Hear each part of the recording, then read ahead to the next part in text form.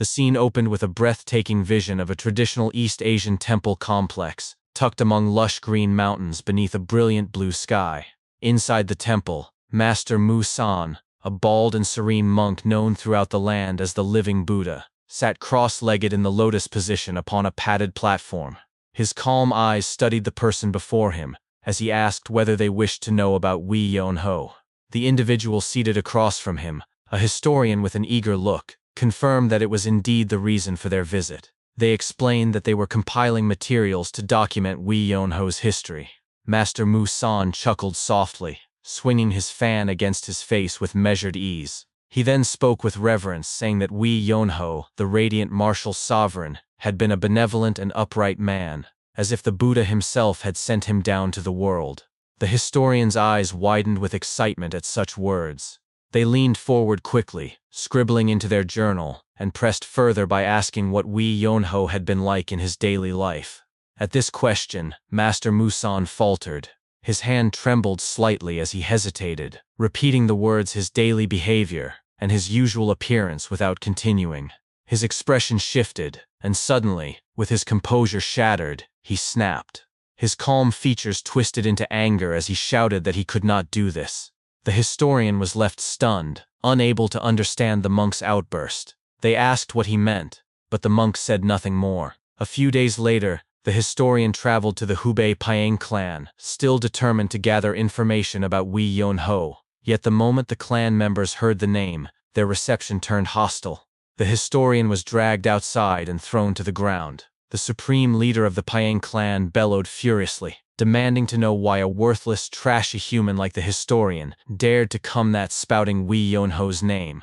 He ordered his men to bring a bag of salt and scatter it around, as though to purify the place from an unclean presence. The historian, humiliated, felt grains of salt rain down on their body as they struggled to their feet. Later, as they hurried toward their next destination, the historian's thoughts raced. To the world, Wei Yonho was a legendary figure, the radiant martial sovereign who had ended the era of chaos, a true gentleman, and a renowned chivalrous warrior whose name had spread far and wide. Some called him the greatest of all time, others the greatest chivalrous hero. Yet strangely, whenever his name was spoken, people reacted with disdain, fear, or silence.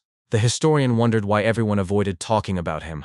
They reminded themselves of their duty to record history fully, even the hidden sides of it. Perhaps, they thought, today they might finally uncover the truth. The historian eventually arrived at a shabby house, where they encountered the divine mad dog of the beggar sect. The eccentric man burst out laughing when he heard that the historian had been chased away from both Shaolin and the Paiyang clan. His laughter filled the air as he mocked the situation. The historian admitted that everywhere they went, the responses had been the same. Each time they mentioned Wei Yonho's name, people recoiled. The divine mad dog smirked knowingly and interrupted. Say, of course people would react that way. When the historian asked why, the beggar sect master leaned in and declared that Wei Yonho had been the absolute worst kind of person. Without pause, he began recounting the tale. 100 years earlier, in Guangdong's Wei clan, a boy lay sprawled face down on his bed. This boy sighed heavily and muttered that he wanted to become the strongest. It was Wei Yonho at the age of 12. Inwardly, young Yonho reflected on his dream. He longed to become the greatest under the heavens. As a boy born into a martial clan, he had been raised with the principles of chivalry and martial duty. He understood that the quickest path to the top was through relentless effort. Still lying down, he reassured himself aloud that no matter how gifted a person was, nothing could be achieved without effort. Effort, he said, was the only true way forward. But even with such resolve, he faced a small obstacle. He thought to himself that it was already too late to begin today. Turning his gaze toward the window, he saw the sun descending toward the horizon and watched the birds flying across the glowing sky.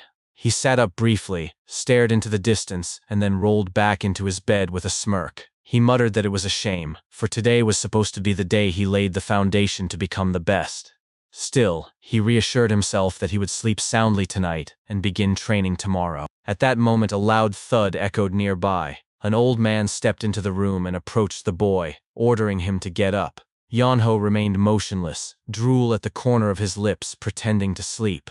The old man's voice grew sharp as he shouted again for the boy to rise. Yeonho flinched, then reluctantly sat up, greeting him half-heartedly with a lazy, "You're here?" The old man, Wee Jong-han, patriarch of the Guangdong Wee clan and famed as the righteous chivalrous swordsman, glared down with irritation. He asked if Yeonho knew what time it was. The boy responded nonchalantly that he had seen the sun.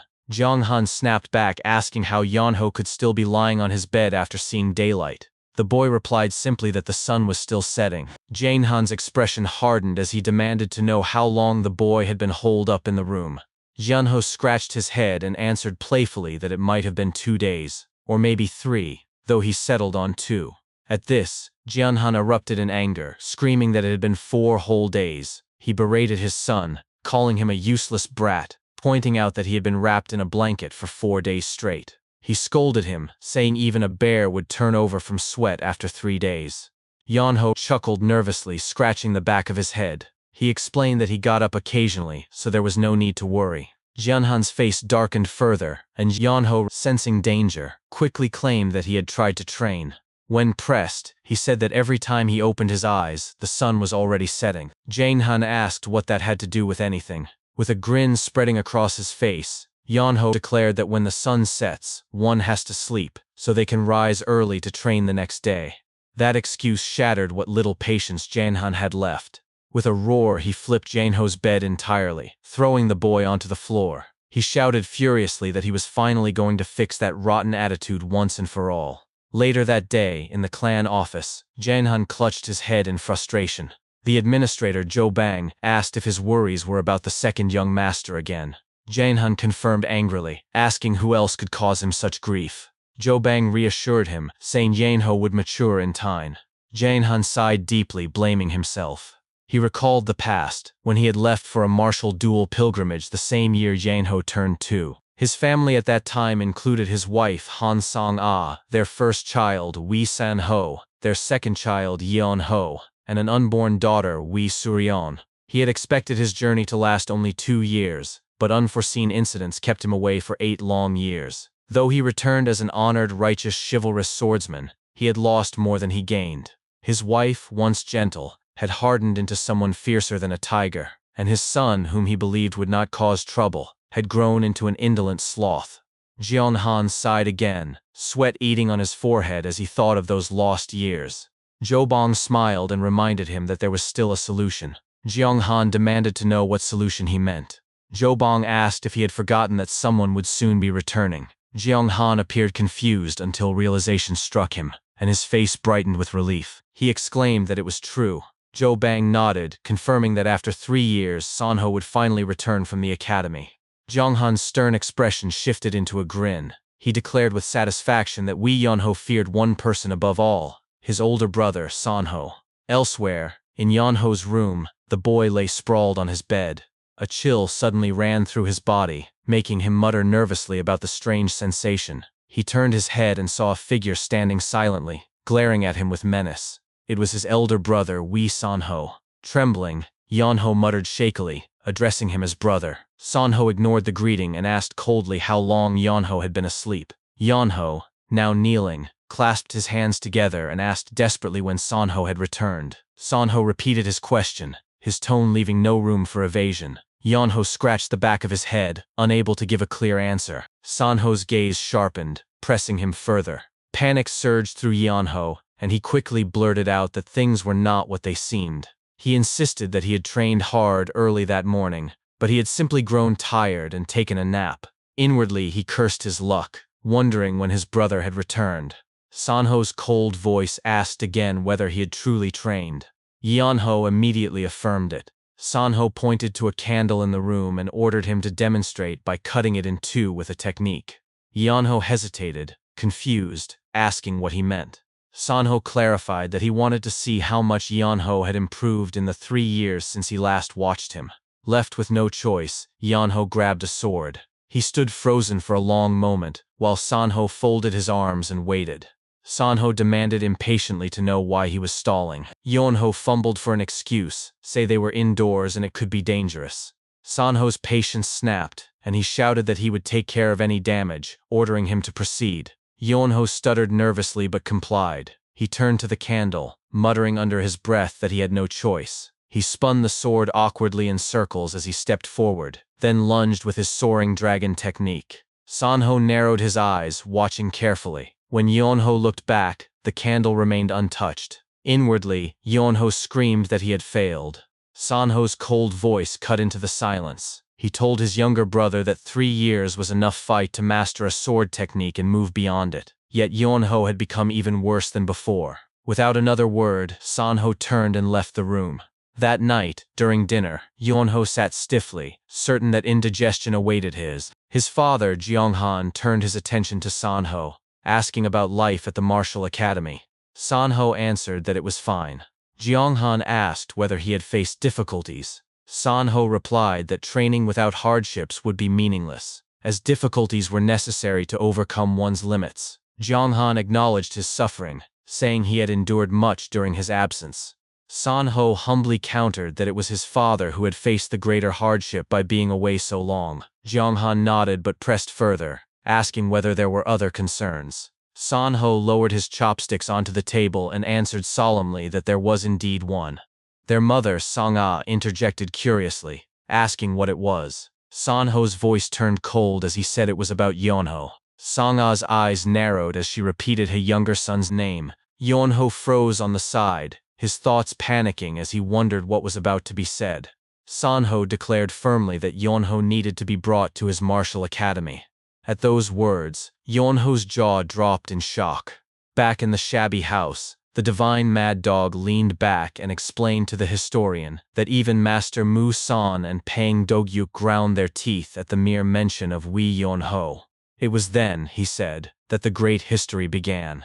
No one at that time could have imagined that the lazy boy would one day shake the entire world. The divine mad dog continued his story, explaining that Wei Yonho had been half forced to go to the martial academy. His family had been upset by his departure, but none of them had truly tried to stop him. Outside the Wei clan's estate, his younger sister Wei Suryan had cried loudly, begging him not to leave. Behind her, their father Wei Jianghan had shouted with joy, urging his son to return as a man. On his side, their mother Sang-ah had watched with a worried face, asking her son to take care of himself. As Wei Yonho and his older brother Wei Sanho finally departed on horseback, Wei Yonho had turned back to wave at Suryan, telling her not to cry and promising that he would return. Suryan had waved back through her tears, shouting a long farewell. Their father had laughed loudly at the scene, until his wife told him to stop. The divine mad dog explained that the journey had been smooth, at least for Wei Sanho. For Wei Yonho, however, it had been the opposite. As the two brothers traveled, Wei Yonho had slouched down on his horse and groaned, asking if they were almost there. Sanho had calmly replied that there were still 10 more days left in the journey. Hearing this, Wei Yonho had straightened up in shock, shouting in disbelief. Sanho had then remarked that if Yonho knew how to ride a horse, the trip would have taken only 5 days. At the back, Yonho had begun to cry, yelling that he had never ridden a horse before. Sanho, cold as ever, had insisted that he was not blaming him, merely answering his question. Yunho had argued back that he was in fact being blamed. Soon after, Yunho had tilted his head and complained that they should rest. He had pointed at the steep hill and said that his back and butt felt as if they would burst. Spotting a withered tree in the plains with people resting beneath it, he had suggested they stop there. Sanho's eyes had sharpened at the sight. Without a word, he had gotten down from his horse and approached the tree. Yunho, confused, had asked where his brother was going. Sanho had crouched near the people beneath the tree, and when Yunho arrived and asked what he was doing, Sanho had responded coldly. He explained that they were too late, for all the people under the tree were already dead. Yunho had screamed in shock. Sanho had then revealed the marks on the bodies, explaining that it was the work of a technique called the flower-indulging palm. Curious, Yunho had repeated the strange name, and Sanho clarified that the technique had once been called crimson flower palm. However, it had become known as the flower-indulging palm after a rapist named Seo Juak had used it to commit evil acts. Horrified, Yunho had asked if the man was nearby. Sanho had explained that Seo Juak targeted women climbing mountains, and that the dead bodies meant there was still a woman in danger nearby. Without warning, Sanho had leapt into the air, declaring that he would return and ordering Yanho to stay behind. Shocked, Yanho had screamed, asking if he was supposed to remain alone with the corpses. Sanho did not respond and disappeared into the distance. Left behind, Yeonho had shouted in protest, but soon silence had surrounded him. Looking nervously between the horses and the corpses, he muttered that he was doomed. As the clouds darkened and the sky rumbled, Yeonho had begun to panic. He screamed at the sky, cursing his brother for leaving him behind. His thoughts turned to worry, realizing that Sanho was never late without a reason. Then the howls of wolves and the roar of tigers echoed in the distance, making him sweat in fear. Grabbing the horse's reins, he muttered that he had to do something or risk becoming a tiger's meal. Lightning suddenly struck nearby, followed by a deafening boom. Flinching, Yeonho cried out in shock. Heavy rain poured down on him, and staring up at the storm he groaned that he was truly screwed. Later, while pushing the horses up a steep mountain path, with the corpses strapped to their backs, he gritted his teeth, complaining about his situation. He cursed that he could not simply abandon the bodies to become food for beasts, and burying them was impossible in the downpour. Gasping for breath, he shouted that he needed to find shelter. Forcing the horses forward, he yelled at them in frustration when they resisted. In retaliation, one of the horses kicked him, sending him flying. He tumbled down the mountainside and landed safely on a pile of leaves, groaning in pain and clutching his back. Furious, he cursed the horse. When he stood up, he noticed something unusual. Observing his surroundings, he spotted a cave and his expression instantly turned from despair to joy. He shouted in delight, realizing he had found shelter from the rain. The horses followed him into the cave and he tied them to a rock, muttering that he could not even bring himself to hit them. Looking at his dirty and messy clothes, he complained that this was why he preferred staying home. After marking the entrance of the cave in hopes that Sanho would find him, he sighed and decided to lie down, declaring that he would simply sleep. Quietly, he admitted that he hoped nothing had happened to his brother, before reassuring himself that Sanho was strong enough to handle anything. Exhausted, he fell asleep. As time passed, the horses untied themselves and escaped the cave. Days went by, and Yeonho continued to sleep. One night, a mysterious blue aura slowly enveloped him. His body rose into the air, carried deeper into the cave by the strange energy. Eventually, he was drawn through a solid wall into a hidden chamber. When he finally awoke, Yeonho sat up and immediately noticed that something was different. He observed the ceiling above and realized it did not look like the cave he had entered. Standing, he wondered aloud if he had somehow rolled deeper inside while sleeping. His thoughts were interrupted by a sudden voice that echoed through the chamber, calling him a fated human. Startled, Yeonho flinched and fell to the ground. Looking up, he saw a glowing blue orb floating above him. The orb addressed him directly, welcoming him to the fated place as the successor of its radiant sword. Pointing at the orb, Yeonho asked in confusion if that sparkling thing was speaking. The orb confirmed it, explaining that it had transcended the physical world and now spoke from beyond time and space. It commanded him to accept its will and rule over the world. Terrified, Yeonho screamed that it was a ghost. The orb calmly told him not to fear, insisting that it was already dead, and that only its will remained. It explained that everything had been prepared for the one destined to arrive. Yeonho froze, his thoughts racing. He considered the possibility that this was a fateful encounter, a blessing from the heavens for his supposed kindness. He thought to himself that he might not even need martial training if he gained strength here. The orb spoke again, urging him to inherit the sword and restore morals to the world. Overjoyed, Yeonho eagerly agreed. The orb continued, promising to teach him the radiant sword and instructing him to train endlessly. Yeonho accepted without hesitation, until the orb added that if he trained hard for 30 years, he might be able to replicate its techniques. At once, Yeonho's expression changed. With disbelief, he repeated the number, asking if it really meant 30 years. The orb confirmed that it was just 30 years. Yeonho stopped it immediately, smiling brightly as he declared that this fate was not meant for him. He told the orb to look for the next person. The orb fell silent before shouting in shock, demanding to know what he meant. Laughing, Yeonho explained that he would rather pass on such an opportunity than stay in a cave for 30 years. The divine mad dog concluded that this very meeting was how the lazy loser Wee Yeonho eventually became so strong. Wee Yeonho shook his head firmly and added that he did not believe this was fate. He told the mysterious blue orb to find someone else. After bowing once in front of it, he declared his farewell and ran off as fast as his legs could carry him. The blue orb panicked and shouted for him to wait. Yeonho stopped in his tracks and slowly turned his head back. In that instant, the blue orb transformed into the form of an old man who shouted again, demanding a moment of his time. This old man was Baek Muhan. Yeonho stared at him in silence for a long moment, then his eyes widened as realization struck him. He exclaimed that he had been right all along, that Baek Muhan was a scammer. Offended, Baek Muhan swung his arms sideways and bellowed furiously, asking how Yeonho dared to call him such a thing. Yeonho pointed directly at him and shouted back, accusing him of pretending to be one thing and then revealing another identity once his trick did not work. Baek Muhan's tone then shifted into one of calm reassurance. He explained that he had not been pretending at all, that he truly was a spirit who had separated from his body. Crossing his arms with a doubtful expression, Yeonho repeated the words slowly as if to test them. He asked incredulously whether Baek Muhan really expected him to believe he was a spirit who had left his body. Without warning, Yeonho suddenly lunged forward and punched him in the face. His fist passed cleanly through the old man's head, and his body slipped through as well, only to land awkwardly behind him. Baek Muhan turned his head with an annoyed look and asked what he was doing. Yeonho froze, his entire body trembling, and screamed in horror. He stammered out that this meant Baek Muhan was a real ghost. Baek Muhan spun around and roared angrily at the accusation. He declared that what Yeonho saw was not a ghost but the spirit transmission arts, a legendary ability that only the highest level of martial artists could achieve. Yeonho responded instantly and remarked that where he came from, people simply called that sort of thing a ghost. Baek Muhan's composure broke, and he screamed back in frustration, insisting once again that he was not a ghost.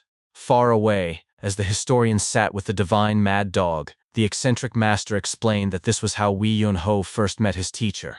The historian repeated the words in disbelief, asking aloud if spirit transmission arts truly existed. The divine mad dog nodded and confirmed that it was a technique attainable only by the greatest martial artists. The historian then asked who among the living could possibly wield such an ability. With a serious expression, the divine mad dog asked whether the historian had heard of the Sword Emperor. The historian scoffed at the question, answering that of course he knew him. The Sword Emperor was the strongest person in history, the most famous member of the Thousand Swords Baek clan, and a man who would be remembered forever in the history of martial arts. The divine mad dog smirked and revealed the truth.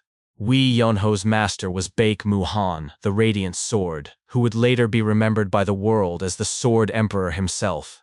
The historian recoiled in shock and shouted that it could not be true. He insisted that Baek Muhan had lived 300 years earlier. The divine mad dog confirmed it with a calm tone, saying that Baek Muhan came from a forgotten generation. Still, it was true that he was the one who had shaped Yeonho. The historian sat back in awe, whispering that it was incredible. He then asked if Yeonho had begged the Sword Emperor to become his disciple. The divine mad dog's eyes narrowed and he corrected him. He said it was actually the opposite. The Sword Emperor, abandoned by his descendants for 3 centuries, had been desperate for a disciple. The story returned to Baek Muhan, who shouted desperately, begging Yeonho to become his student. Yeonho walked nonchalantly and looked back over his shoulder, asking why the old man was throwing such a tantrum. He insisted that he was not even from the Baek clan, and therefore could not possibly learn from him. Declaring that he was leaving, Yeonho tried to walk away.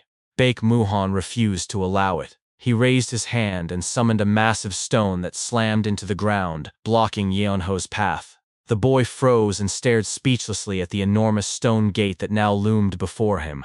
With a nervous mutter, he asked what it was. Behind him, Baek Muhan threw his head back and laughed loudly. He told Yeonho that it was a super thick stone gate, impossible for someone of his current strength to break or lift. He then leaned in close behind him and whispered that if Yeonho agreed to learn his martial arts, he could slice through it like paper and leave. Yeonho kept his gaze fixed on the massive stone. With a sigh, he reached into his pocket and pulled out his sword. He muttered that there was no helping it. As he walked toward the gate, Baek Muhan yelled after him that he would never cut it with his pitiful abilities. To the old man's shock, Yeonho ignored him, sat down cross-legged in front of the stone, and began chipping away at it slowly with his sword. Baek Muhan's eyes widened and he asked in disbelief what he was doing. Yeonho, still chipping the stone with irritation, and answered bluntly. He told the old man that he was digging a hole. He explained that no matter how strong the stone was, it would eventually weaken under metal. If he kept grinding away, he could break through in a year or two. Baek Muhan repeated the words with disbelief, asking if Yuan Ho was really planning to do it for 2 whole years. Yuan Ho smirked, still grinding away, and mocked him, saying it was funny to hear that from someone who had trained him for 30 years. Baek Muhan's body trembled as he cursed silently to himself. He thought that Yuan Ho was a madman and despaired that he could not even beat him to death. Instead, he circled around him desperately and pleaded that he should just try learning, promising that he would not disappoint him. Yuan Ho answered coldly, saying he simply didn't like him. In a frenzy, Baek Muhan offered to let him leave after 20 years. Yuan Ho laid down on the ground and muttered lazily that 20 years was too long. He said he might consider it if it were 3 years. Rage boiled within Baek Muhan as he thought to himself that Yuan Ho was insane. Still, he shouted that no one, not even the legendary Zhang Sanfeng, could master his martial arts in only 3 years. Yuan Ho stood up, brushed off the dirt, and replied without hesitation that in that case they were not meant to be. He returned to digging at the stone. Baek Muhan's face contorted with frustration, but after a long silence, he suddenly shouted a new offer. He said he would make Yuan Ho the strongest martial artist in the world in 5 years. He promised to do whatever it took, no matter the cost. Yuan Ho wiped the sweat from his chin and thought quietly to himself. The words, "the strongest martial artist in the world," repeated in his mind. He considered that he had never heard of a spirit so vivid, and thought it was possible that Baek Muhan was telling the truth. If so, this might be the opportunity of a lifetime. 5 years, he decided, was cheap. With a grin, he stabbed his sword into the ground, pointed at Baek Muhan, and shouted his agreement. He said he would try it. Back at the historian and the divine mad dog, the eccentric master explained that of course Yuan Ho had not known who Baek Muhan truly was at the time. The Sword Emperor had been just as unfortunate. After 300 years of waiting, the only disciple he had found at the end of his life turned out to be a lazy brat. Yuan Ho slept all day, practiced once during training, and argued at every opportunity. If the Sword Emperor had still possessed a physical body, he would have collapsed from chi deviation and rage. Back at the cave, days later, Baek Muhan was screaming at Yuan Ho again, demanding that he wake up. Yuan Ho sat up groggily, wiped the drool from his mouth, and asked what was going on. He pouted, muttering that he was tired and questioning whether Baek Muhan ever slept. With a pointed remark, he reminded him that he was dead, while he himself was human and required rest. Baek Muhan cursed the heavens, fighting to keep his fury in check, before apologizing with a strained tone. He insisted it was time to train. Yuan Ho yawned and asked in disbelief if training had to start immediately after waking. Baek Muhan screamed that at this rate it would take 50 years instead of 5. Reluctantly, Yuan Ho picked up his sword and asked if there was an easier way to learn. Baek Muhan yelled that this was already easy enough. Yuan Ho sighed, rested his sword on his shoulder, and sneered that this was exactly why he needed a talented master. The words struck Baek Muhan like a knife. His fists trembled, and he nearly exploded in fury, but he forced himself to maintain composure. In a hesitant tone, he muttered an apology. He thought bitterly to himself that his obsession with worldly success and his desperate wish to pass down his martial arts had left him enduring this terrible state. If only he had a body, he would beat Yuan Ho bloody before teaching him. Instead, he sighed and looked down at the boy who rolled around on the ground laughing. Yuan Ho suddenly stopped, turned to his master, and asked with genuine curiosity how he had managed to drop the stone gate earlier. Baek Muhan answered calmly that he had simply pulled a string on a device he had prepared beforehand. Yuan Ho tilted his head and asked how he could possibly do that without a body.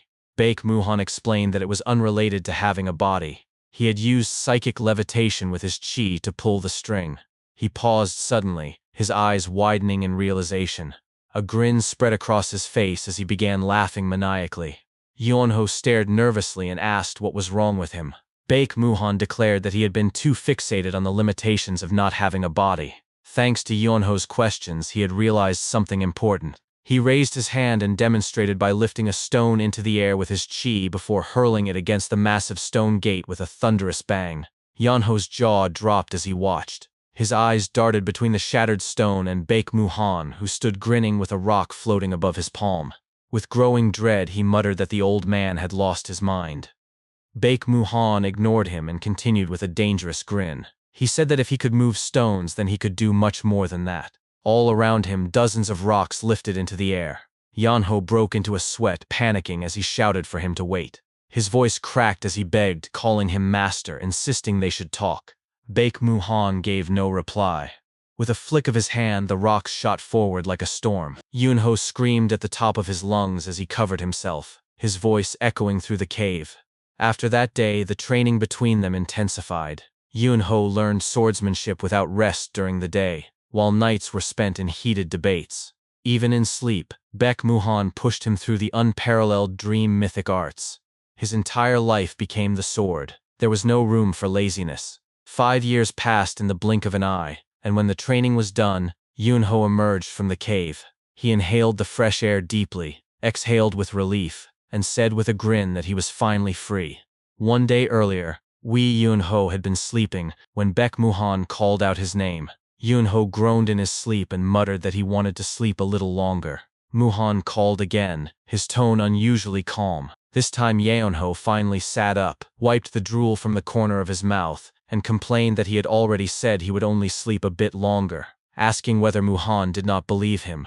The mood felt strange. Unlike his usual fiery temper, Baek Muhan sat across from him with a soft smile. He told Yeonho to come closer. Suspicious and nervous, Yeonho asked what was going on. Muhan spoke gently, explaining that he had devoted his entire life to martial arts. His only hope had been to see the end of it, and because of that obsession, he had ignored everything else. He admitted that by chasing nothing but martial arts, he had turned into a crabby old man, one whom his clan had grown distant from. Yeonho stared at him with unease and thought to himself that something was different today. This behavior was unlike his master.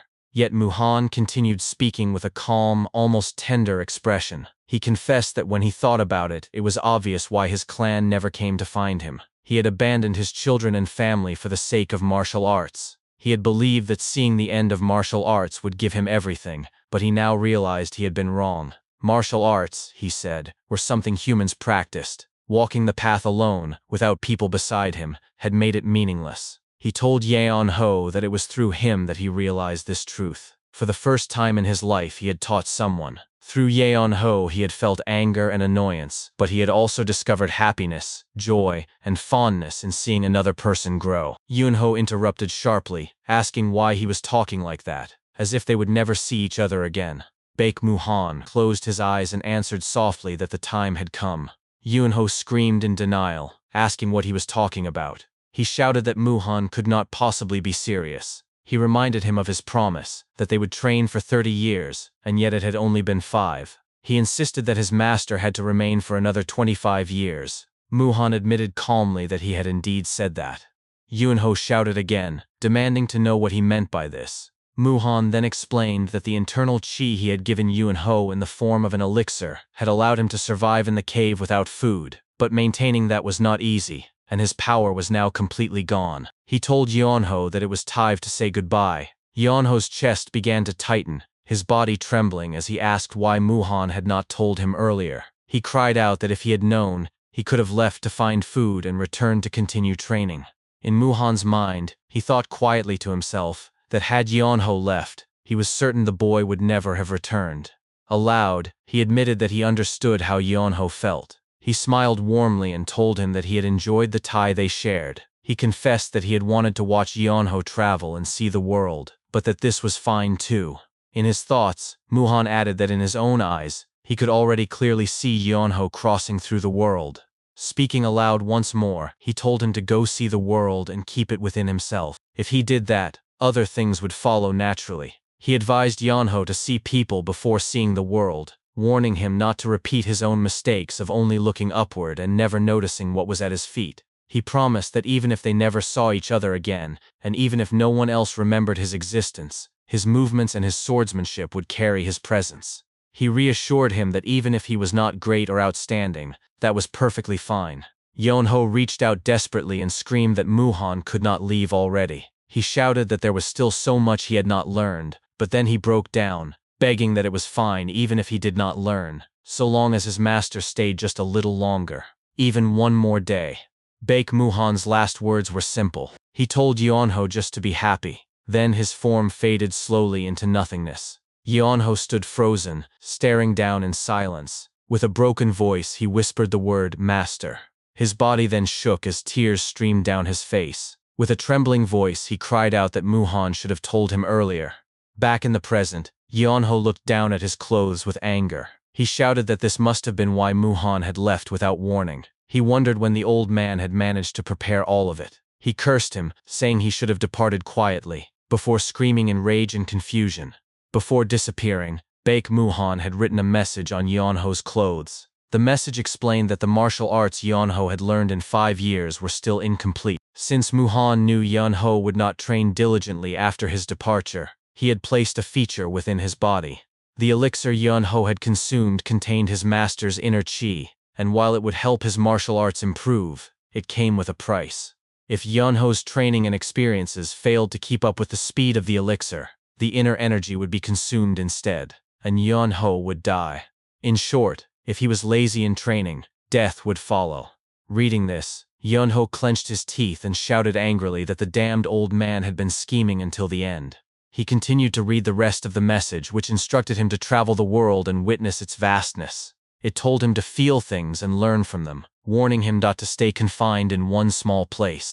Instead, he should see greater things and become a greater person.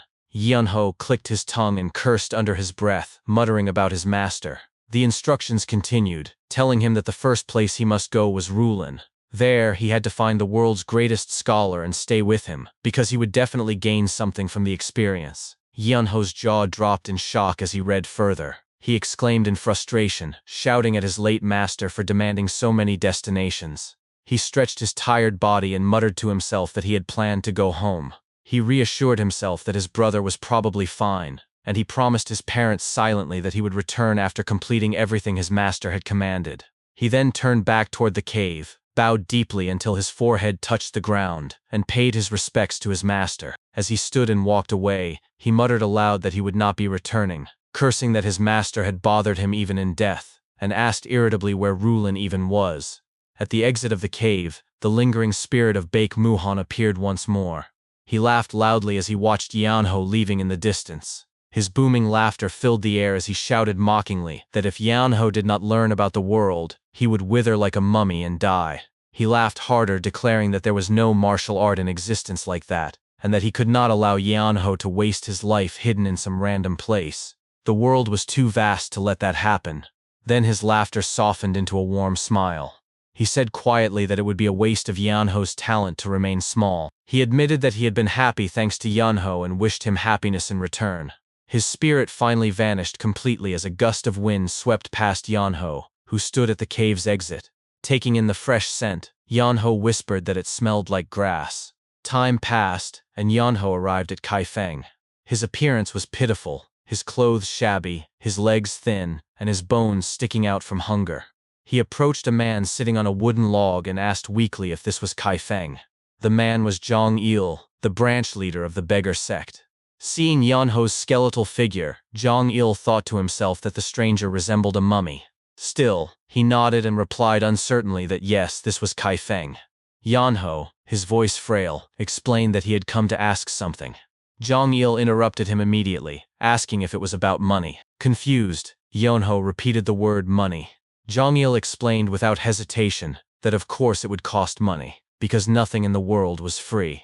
As he studied Yeonho more closely, he thought that although the boy's voice suggested he was barely 20, his face looked like a man of 50. He admitted inwardly that he had never seen a beggar like him, one who resembled a ghost more than a human. Out loud, he waved a hand and said he would have done it for free since they were in the same field, but rules were rules. Yeonho tilted his head and asked what he meant by the same field. Jong-il explained bluntly that they were both beggars. Yeonho protested loudly, smacking his chest with a weak voice and demanding to know how he looked like a beggar. Jong-il shouted back that it was obvious. He explained that if Yeonho had no money, he could not give him any information. He ordered him to leave and come back after earning something through begging. Yeonho shouted in frustration, asking why he would beg when he was not a beggar. Jang-il pointed at him and retorted that it was not that beggars begged, but that once a man begged, he became a beggar. He insisted Yeonho looked like he could easily earn money just by sitting with a basket, so he was wasting his talents by refusing. Suddenly, Jang Il paused as an idea struck him. He grabbed Yeonho's hands and asked eagerly if he wanted to work with him. Yeonho blinked in confusion and asked what he meant. Later that night, inside Jang Il's shabby branch house, Yeonho sat staring at a massive pile of money. His entire body trembled in disbelief. Across from him, Jang Il laughed loudly, swirling coins in his hands with excitement. He shouted with glee that they had earned half a year's operating costs in just half a day. He declared that the god of wealth had come to them. Outside, other beggars overheard his ecstatic shouts and wondered what was happening. They whispered that apparently a truly pathetic beggar had joined them. Inside, as they ate, Jang Il finally asked Yeonho what he wanted to know. Yeonho responded between bites that he wanted a list of the locations, hobbies, and specialties of famous scholars. Jang Il waved it off confidently, saying that would be easy. Yeonho then added that he also wanted the same kind of list for famous blacksmiths. Jang Il hesitated but admitted it was possible. When Yeonho kept adding to his requests, Jang Il finally shouted in exasperation, asking if he wanted all of that information. Still, he promised he would deliver and told Yeonho to return in 7 days. Yeonho, lying flat on the floor, replied that he had nowhere to go and nothing to do, so he would simply stay there. Jang Il grumbled but agreed reluctantly. A few days later, Jang Il deeply regretted allowing it. One of his beggars rushed in frantically, shouting that there was trouble. Annoyed, Jang Il demanded to know what kind of trouble beggars could possibly have. The man stammered that the beggar sect was in danger of starving to death. Jang Il blinked in confusion and asked what he meant. The beggar led him outside in a hurry. At the center of the town, townsfolk were shouting angrily at the sect's beggars, demanding that they leave. They accused them of being fake beggars and insisted they should get lost. As Jang Il arrived at the commotion, one of the commoners pointed and yelled that if they wanted to see a real beggar, they should look over there. Jang Il's eyes followed and widened in disbelief. Nearby, Yeonho sat pitifully in the street. Coins rained down around him as townsfolk muttered about how poor he looked. They exclaimed that they had never seen someone so pitiful, and one man tossed him food, shouting at him to eat. Jang Il's jaw dropped as he realized what had happened. In his mind, he thought with horror that Yeonho had completely taken over the beggar world.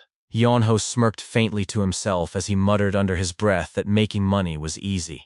The next day, Yeonho was slouching lazily inside the beggar sect's house. He complained out loud that he was thirsty. Hearing this, Jang Il shouted from outside the door at the other beggars, ordering them to bring water immediately. When a bowl of water was finally brought, Yeonho frowned as he stared at it. He pointed out that the bowl was dirty. Furious, Jang Il smacked the beggar who had carried it in and yelled at him to bring fresh water in a clean bowl. Another beggar rushed in with a replacement, but as Yeonho took a sip, he complained again, this time saying that the water was lukewarm. Jang Il lost his temper, cursing at the beggars and ordering them to fetch cold water from the mountain. He shouted in frustration, demanding to know how many times he had to repeat himself. Later, Yeonho lay face down on a new rattan mat and muttered to himself with satisfaction that it felt nice. From a distance, Jang Il clenched his fists as he watched him. Inwardly, he cursed, thinking that he was the branch leader of the beggar sect yet had been reduced to acting like a servant for this wretched man. Still, he reminded himself that if he drove Yeonho away, his men would starve. He wondered when the information Yeonho had requested would finally arrive. When Yeonho groaned again and complained that his back hurt, Jang Il rushed over, forced a smile, and began to massage his back. He told him cheerfully that such pain was no good, but inside he was in despair. He thought bitterly that at this rate, they were all going to end up dead. Just then a voice rang out from outside, announcing that the information had arrived. The beggars around the house began to cheer with excitement. Inside, Jang Il's expression darkened, though he forced himself to announce that it had finally come. A few moments later, Yeonho lay sprawled out, reading through the information. After going through it, he frowned and asked whether this was all. He questioned how they could dare to sell something so lacking for money. Jang Il, confused by his reaction, demanded to see the documents himself. When he skimmed through them, his eyes widened in alarm. Inwardly he cursed, wondering if their sources were deliberately trying to kill them all. What Yeonho had received was barely half of what he had asked for, and the situation was bad. He realized he needed to act quickly. Yeonho sat up and asked if it was because he had not paid enough. Before he could say more, Jong-il extended his hand, thinking that he had to act before Yeonho made the first move. He hurriedly forced Yeonho outside, shoving him along the middle of the street and insisting that they could not have him begging in public. He told him to follow. Soon, they arrived at a massive and grandiose hall. Inside, the two men stood before a woman. From across the chamber, the woman declared that she would provide information. She grinned as she addressed Jong-il mockingly, calling him Foxdog. Jong-il immediately bowed and greeted her respectfully, addressing her as branch leader Gui. She was Gui Nangnang, the Kaifeng branch leader of the Hao sect. Meanwhile, Yeonho repeated the words Foxdog under his breath with amusement. He leaned in close to Jong-il's ear and mocked him with a smirk. Say that if his title was Dog, that meant he was a little bitch. He burst into laughter at his own words. Jong-il ground his teeth in fury but said nothing, though inwardly he cursed Yeonho. Out loud, Jong-il turned to Gui Nangnang and requested the information they needed. Yeonho, still by his side, continued baiting him by pointing and calling him bitch over and over. Gui Nangnang looked at Jong-il with narrowed eyes. She remarked that it was surprising to see the branch leader of the beggar sect's Kaifeng branch seeking information from the Hao sect. She reminded him that their two groups were rivals and demanded to know why he had come. Jong-il quickly explained that he was not asking on behalf of the beggar sect. He gestured toward Yeonho and clarified that he had brought a customer.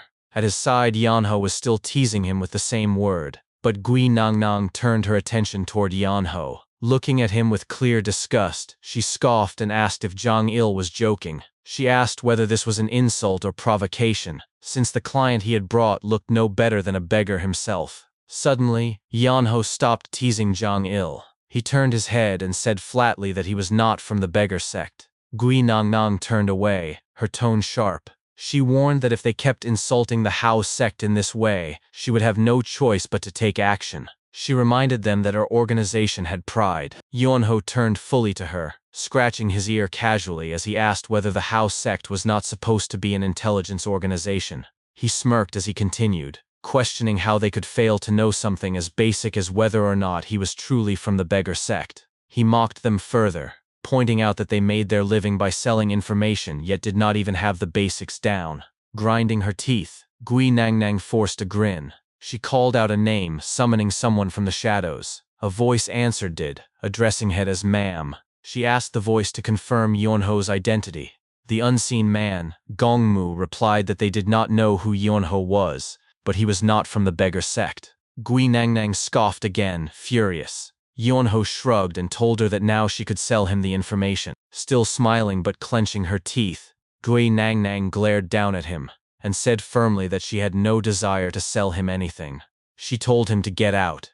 Yeonho scoffed back, accusing her of lacking a business mindset. He reminded her that he was offering to pay, yet she still refused. Gui Nangnang turned away, but Yeonho pressed further, mocking that the Hao sect would not last long with such an attitude. That insult finally snapped to composure. She screamed at him to watch his mouth unless he wanted to see his limbs cut off. Yeonho only added fuel to her rage, calling her old lady. Her face twisted with fury as she demanded to know if he had just insulted her. She shouted for Gongmu to teach him a lesson. Gongmu responded instantly, leaping out of the shadows. His body bounced from wall to wall and floor to ceiling as he closed in on Yeonho at great speed. Jong-il, panicking, tried to step forward to block the strike, shouting in alarm. Yeonho calmly grabbed Jong-il's face and shoved him aside, telling him to move. As Gongmu closed in, Yeonho struck with instinctive precision. His counterattack smashed Gongmu's head into the ground with such force that the floor cracked beneath them. From across the hall, Gui Nangnang gasped in shock. Even Jong-il stared wide-eyed in disbelief. Yeonho sighed and explained apologetically that his body reacted on instinct whenever someone tried to attack him. He claimed he would have gone easier had he known the attack was coming. Jong-il, still stunned, thought in disbelief that although he had suspected Yeonho knew martial arts, he never expected him to be this strong. In his eyes, Yeonho was practically a monster. Yeonho stepped forward, muttering bitterly that this was all the old man's fault. Gui Nangnang, her attitude shifting after witnessing his strength, immediately bowed and apologized. She told him she had not realized he was such a prestigious customer. Yeonho replied with confusion, asking what she meant since she had been talking to him the entire time. Gui Nongnong turned her gaze toward Jang Il, accusing him of bringing someone with ill intent. Jang Il flinched at his suspicion and hurriedly explained that he was not there to fight. He insisted he had only come because there was information the beggar sect had been unable to obtain, so he had asked for her help. Gui Nongnong pressed further, asking if that was why he had brought Yeonho. Jang Il admitted. Meanwhile, Yeonho casually dragged Gongmu's unconscious body out of the way.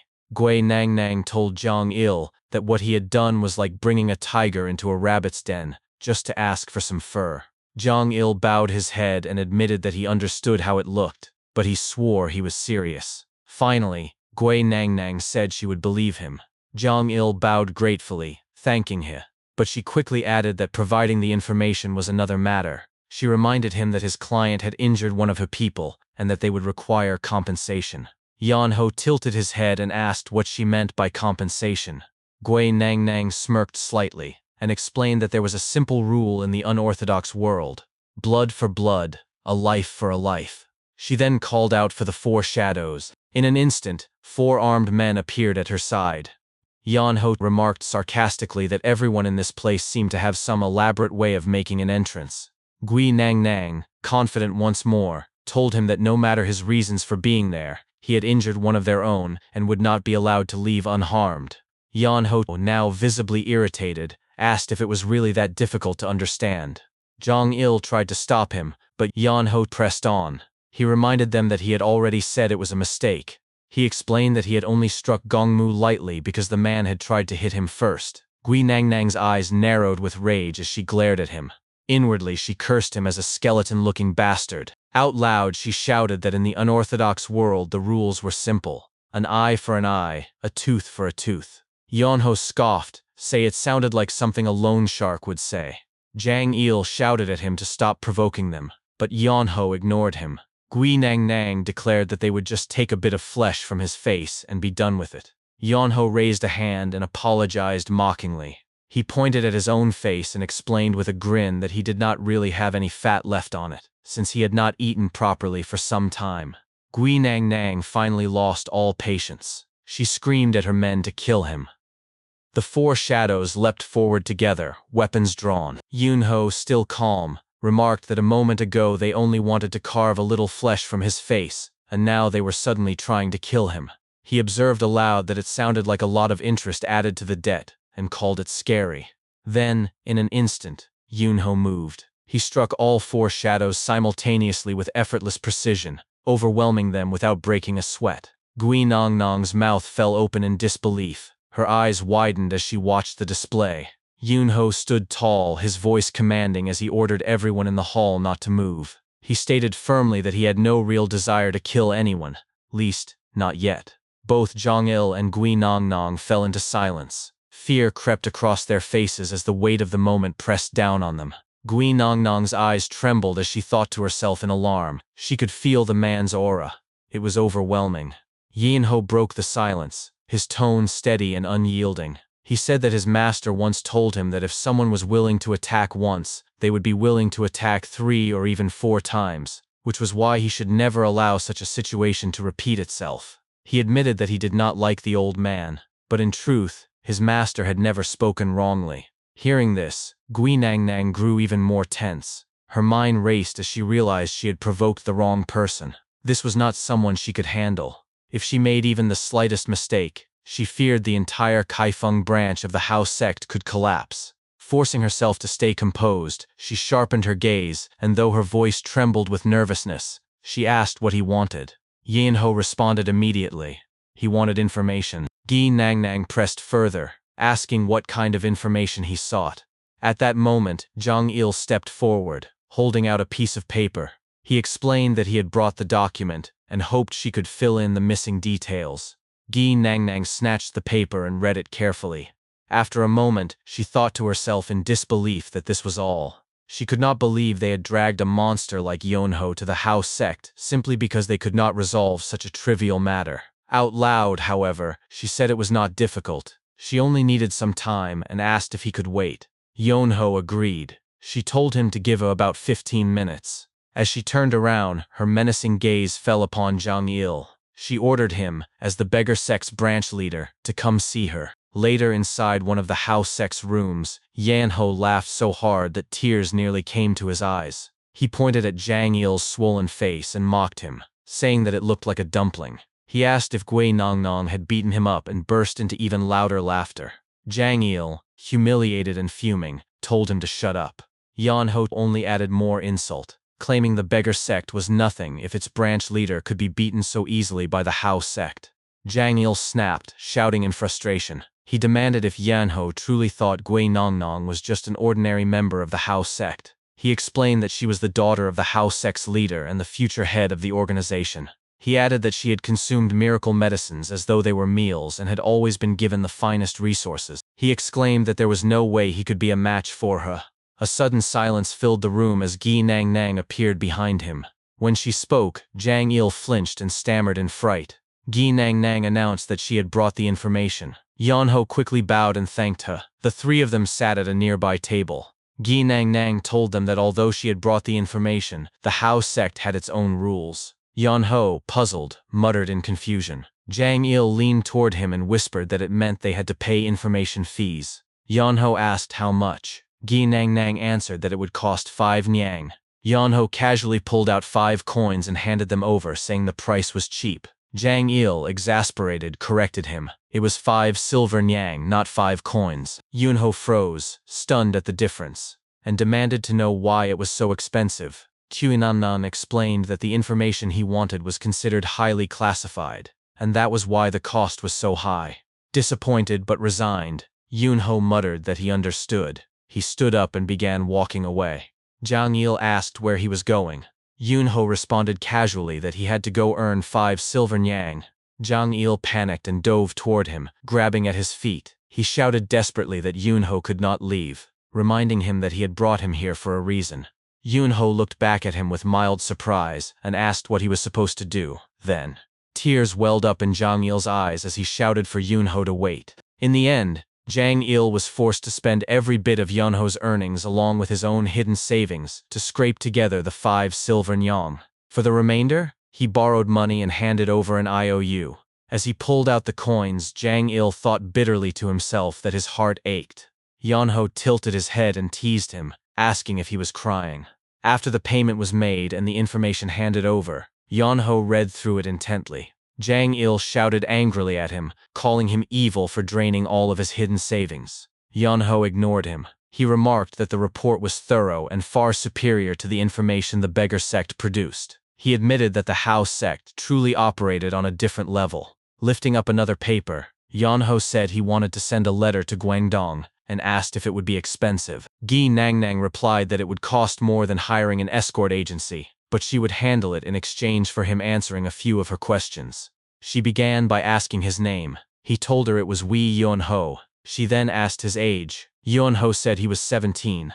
Zhang Il's jaw dropped in shock. He shouted aloud in disbelief, exclaiming that Yunho was younger than him.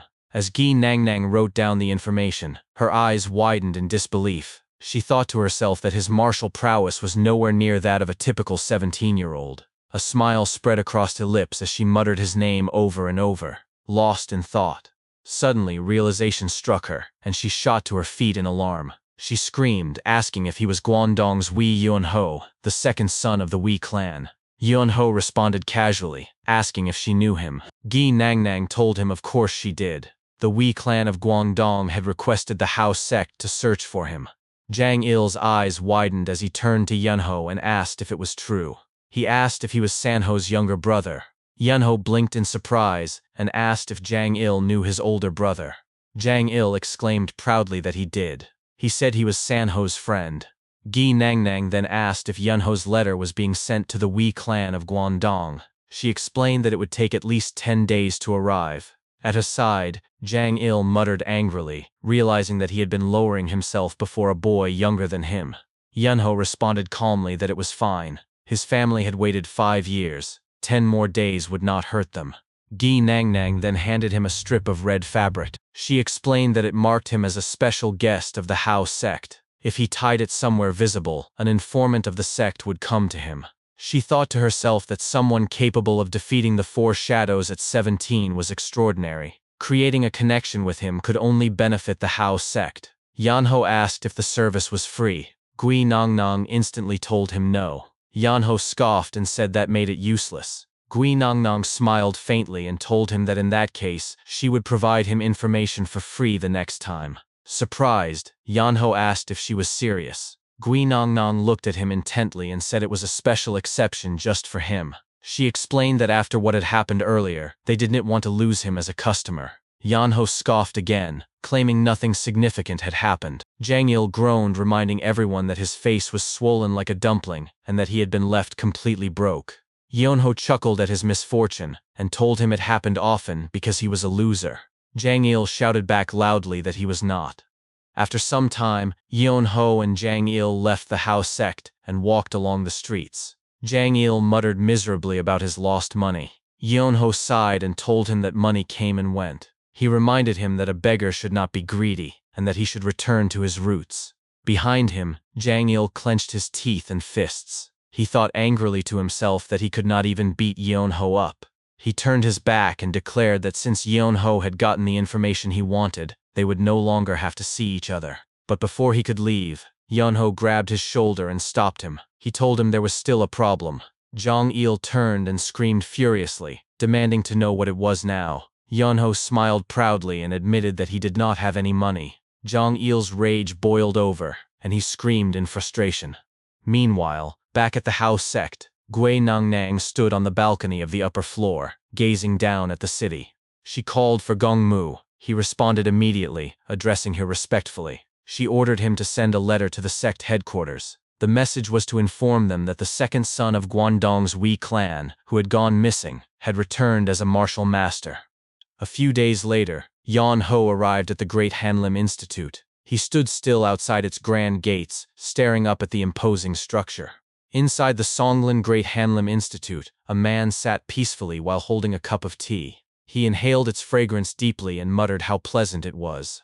This man was the third grand scholar, Mun Yu Huan. From behind him a young girl approached. It was his daughter, Mun Yunji. She told her father that a guest had arrived for him. Yu Huan frowned slightly and replied that he had no scheduled visitors that day. His daughter explained that the guest wished to play a game of Go with him. Hearing this, Yu Huan's expression brightened. He muttered in pleasure at the mention of the game. Not long after, Yunji escorted Yan Ho into the room and announced the guest's arrival. Yan Ho greeted politely, saying he hoped he was not intruding. Yu Huan welcomed him warmly and gestured for him to sit. He remarked that it was a pleasure to host guests and that he had heard Yan Ho wanted to play Go.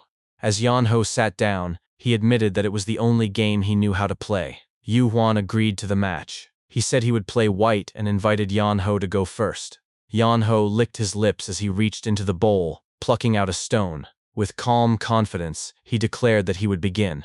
Yu Huan studied him closely and thought to himself that he should not expect much. To him, Yan Ho looked like someone who had only come for a free meal, so he decided he would help him afterward out of pity. But as soon as Yan Ho placed his first stone with careful poise, Yu Huan blinked in surprise. He realized this was not the move of a beginner. He thought to himself that it was better than expected. As the match continued and Yan Ho moved quickly, Yu Huan's expression shifted again. He admitted to himself that Yan Ho was fast, and that it was rare to see someone so young play with such experience. Move after move, the board began to shift under Yan Ho's control. Yu Huan's thoughts grew heavier. He realized with shock that Yan Ho was not simply fast. His playstyle was overwhelming, filled with unrelenting aggression. The scholar's face darkened further as the truth struck him. In his mind, he muttered in disbelief. Yan Ho was not just a clever player. He was a war demon. Mun Yu Huan sat across from Wei Yan Ho, watching each move unfold on the board. His mind raced as he studied the young man's playstyle. He thought it was amazing, like angry ocean waves crashing violently without rest. In his mind, he compared Yan Ho to a man crazed for battles, someone who attacked boldly even when there was no need to fight. Whenever the smallest opening appeared, Yan Ho would charge like a starving demon and bite down without hesitation. To Yu Huan, there was only one way to describe him. He was a war demon. When the game ended, Mun Yu Huan leaned forward, showing respect. He told Yan Ho it had been a good game and that his playstyle was truly unique. Yan-ho bowed slightly in return and said thank you. He explained that it was because of the constant bullying he had endured from his master. Yu Huan tilted his head curiously and asked if he had a master. Yan-ho nodded and admitted that he did. He said it had been a very strict old man. Then he hesitated before asking if it would be too much trouble for him to stay for a while. His master had instructed him to remain in Rulin, and he wished to follow that order.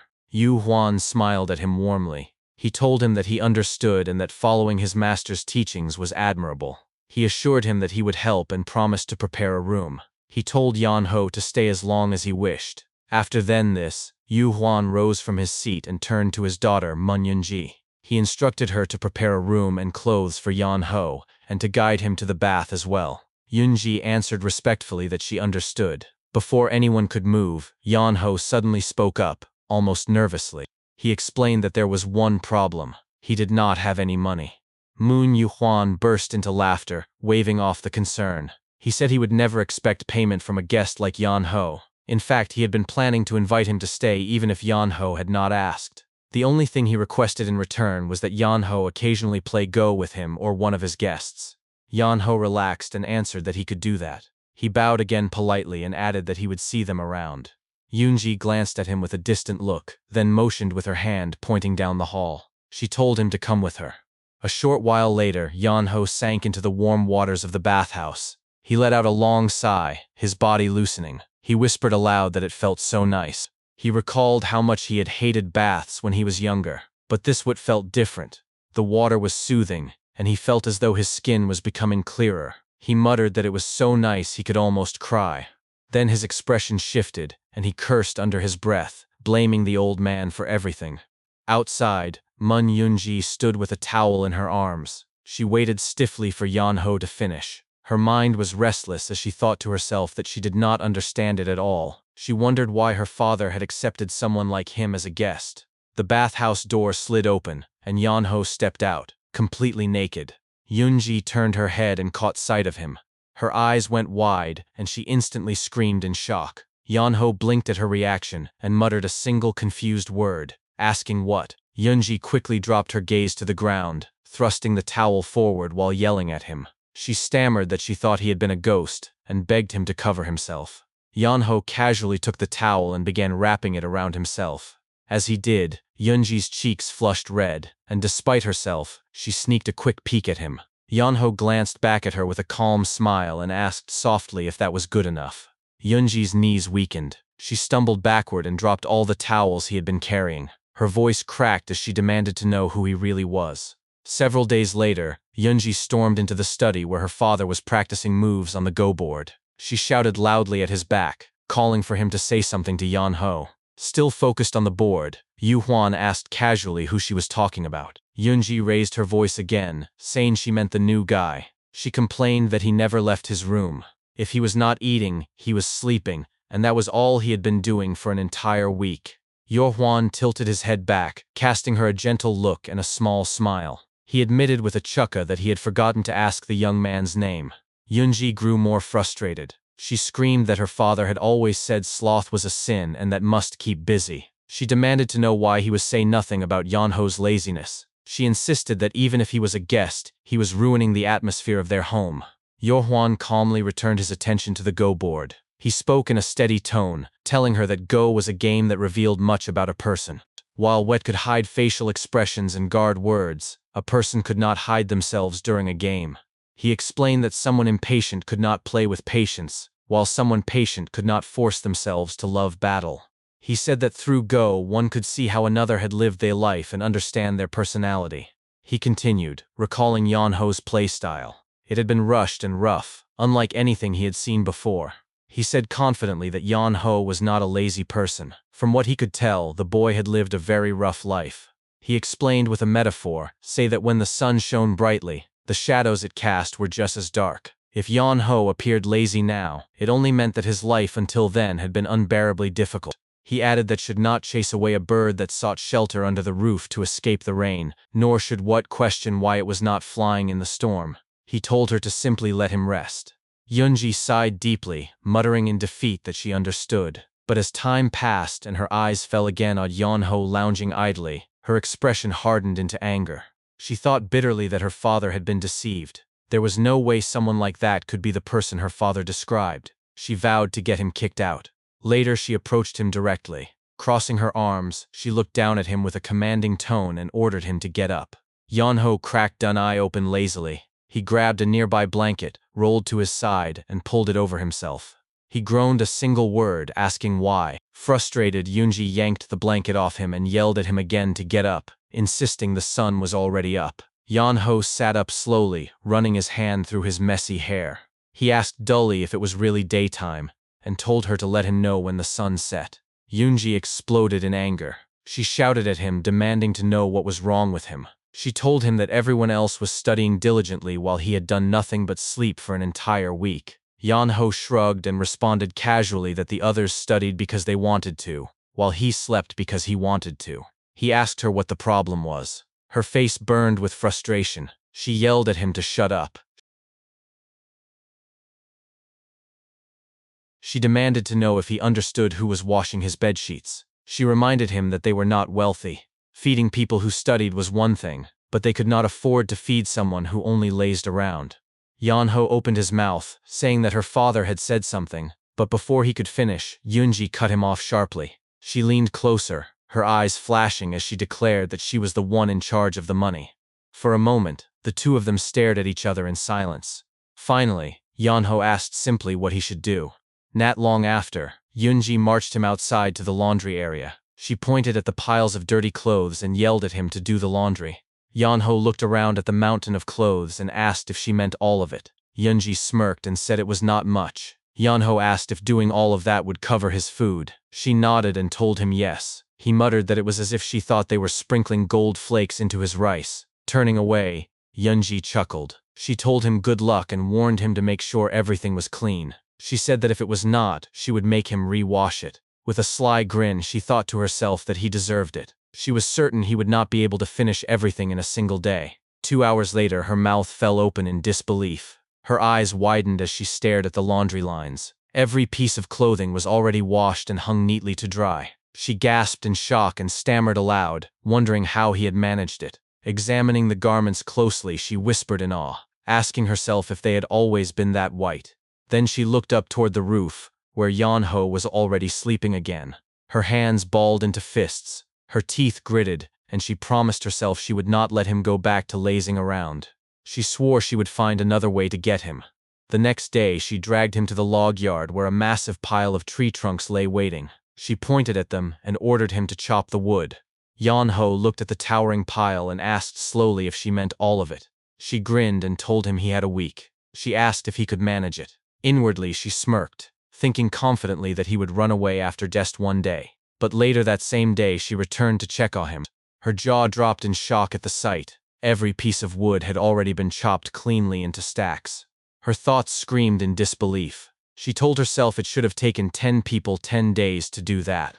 Over the next few days, she assigned him more tasks. She ordered him to wash the dishes and tend the gardens, but each time, to her astonishment, he completed everything quickly and perfectly. Yoonji's frustration reached a boiling point. She clenched her fists and ground her teeth as her thoughts raged. She demanded to know how he could be so capable. Far in the future, the divine mad dog spoke in a grim tone as he recalled these days. He said that thus began Wee Yeonho's life in Rulin, but he added that it had been a mistake to take him in. He said he never should have allowed that man into his home. The historian, listening intently, asked why. The divine mad dog explained. He said it was because Yeonho brought disaster wherever he went. It might not have been intentional, but trouble followed him no matter what. He said the same thing happened with Rulin. The once peaceful scholar hall became filled with chaos as soon as Yeonho arrived. The historian pressed further, asking what had happened. The divine mad dog's voice lowered as he said it had all begun with a single event. The story shifted back in time.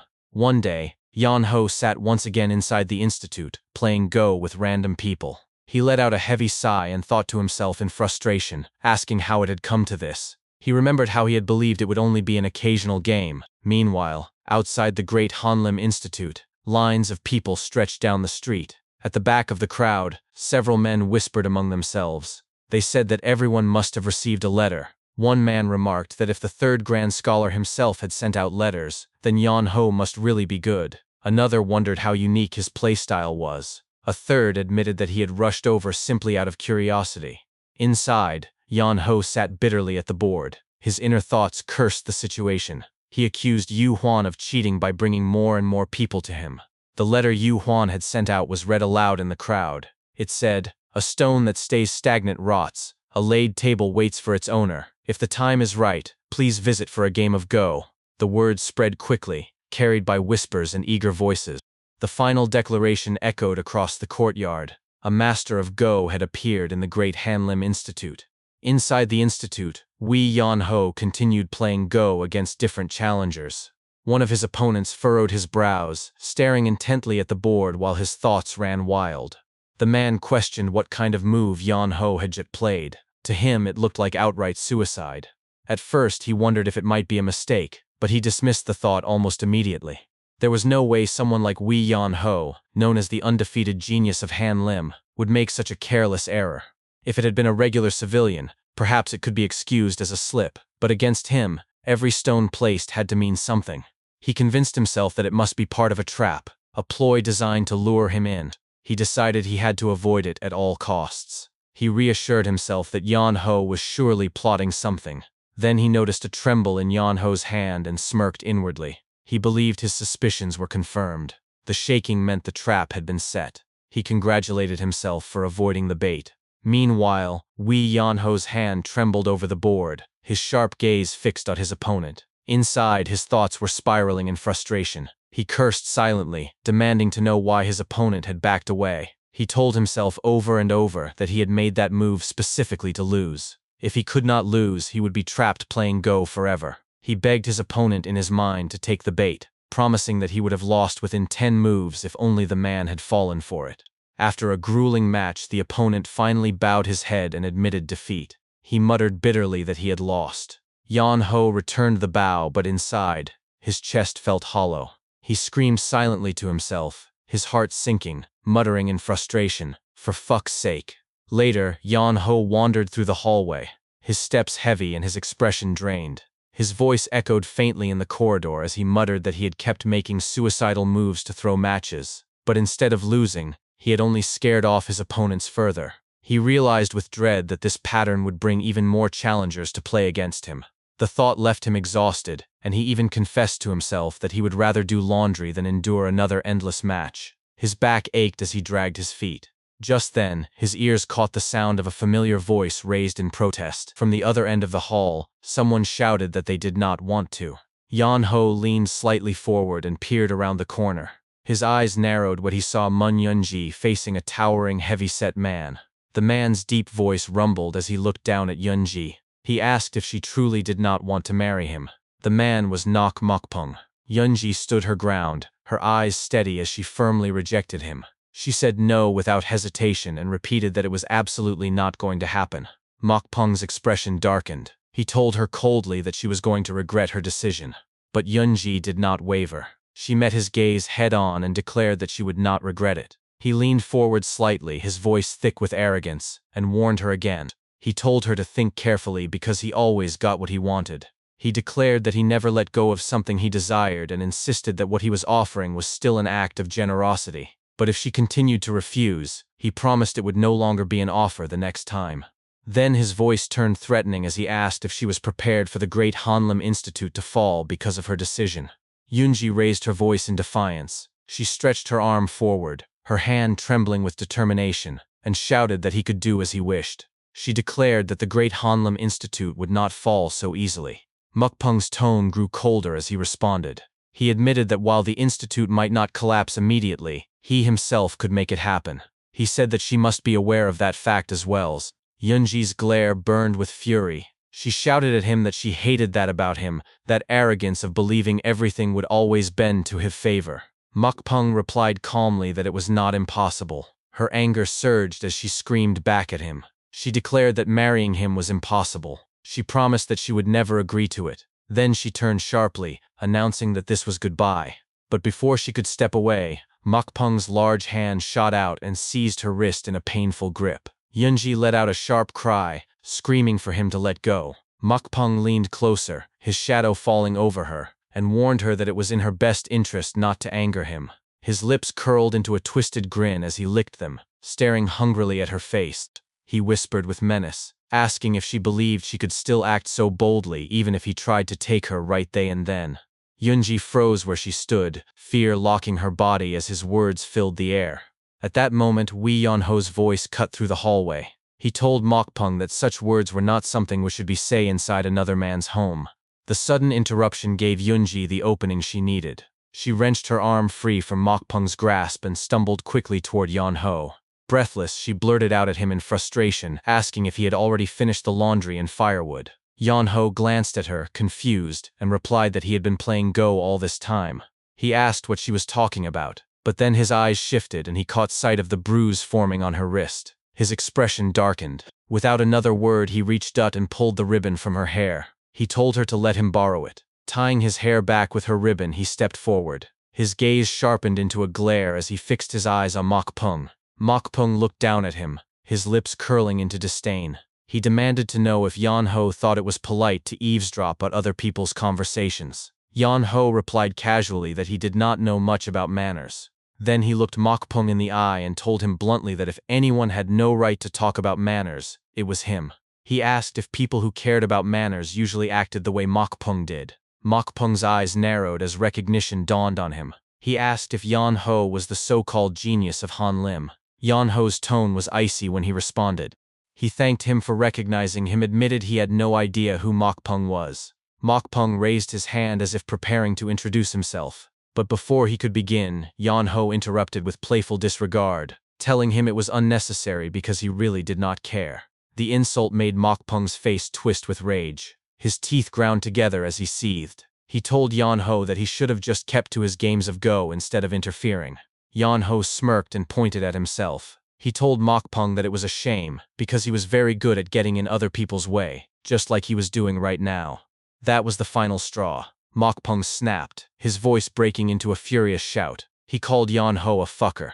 Before the tension could explode further, loud footsteps echoed through the hall. A crowd of people rushed toward the commotion. They looked at Yonho and began speaking excitedly. Some asked who he was, others guessed that he was there to play Go as well. Several asked eagerly if he would play with them the next day too. Yonho answered casually, agreeing without hesitation. Mokpung's jaw tightened. He clicked his tongue in frustration and turned his back to leave.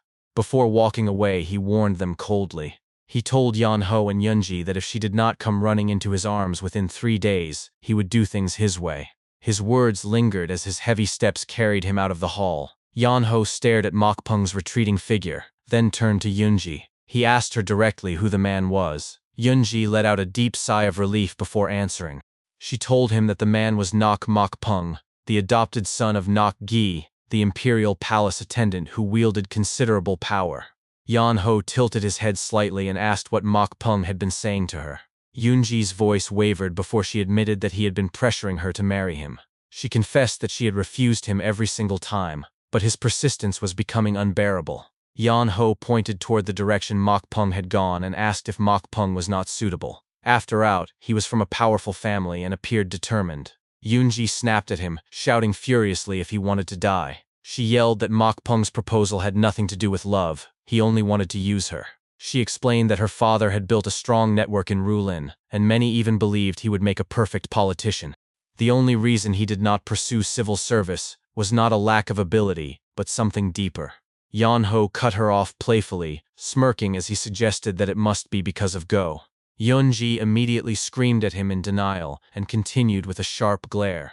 She explained that the eunuchs of the imperial palace were wary of her father. Curious, Yonho asked why they would be wary if her father were only the owner of the institute. Yunji snapped, yelling that the Great Hanlim Institute was not any school. It was unique because it was unaffiliated with any organization. Building it to this point had been extremely difficult, but that independence had allowed them to form deep connections with many different groups. She explained further that the eunuchs remained in power despite their corruption and incompetence, only because the forces of Rulin had not yet united to oppose them.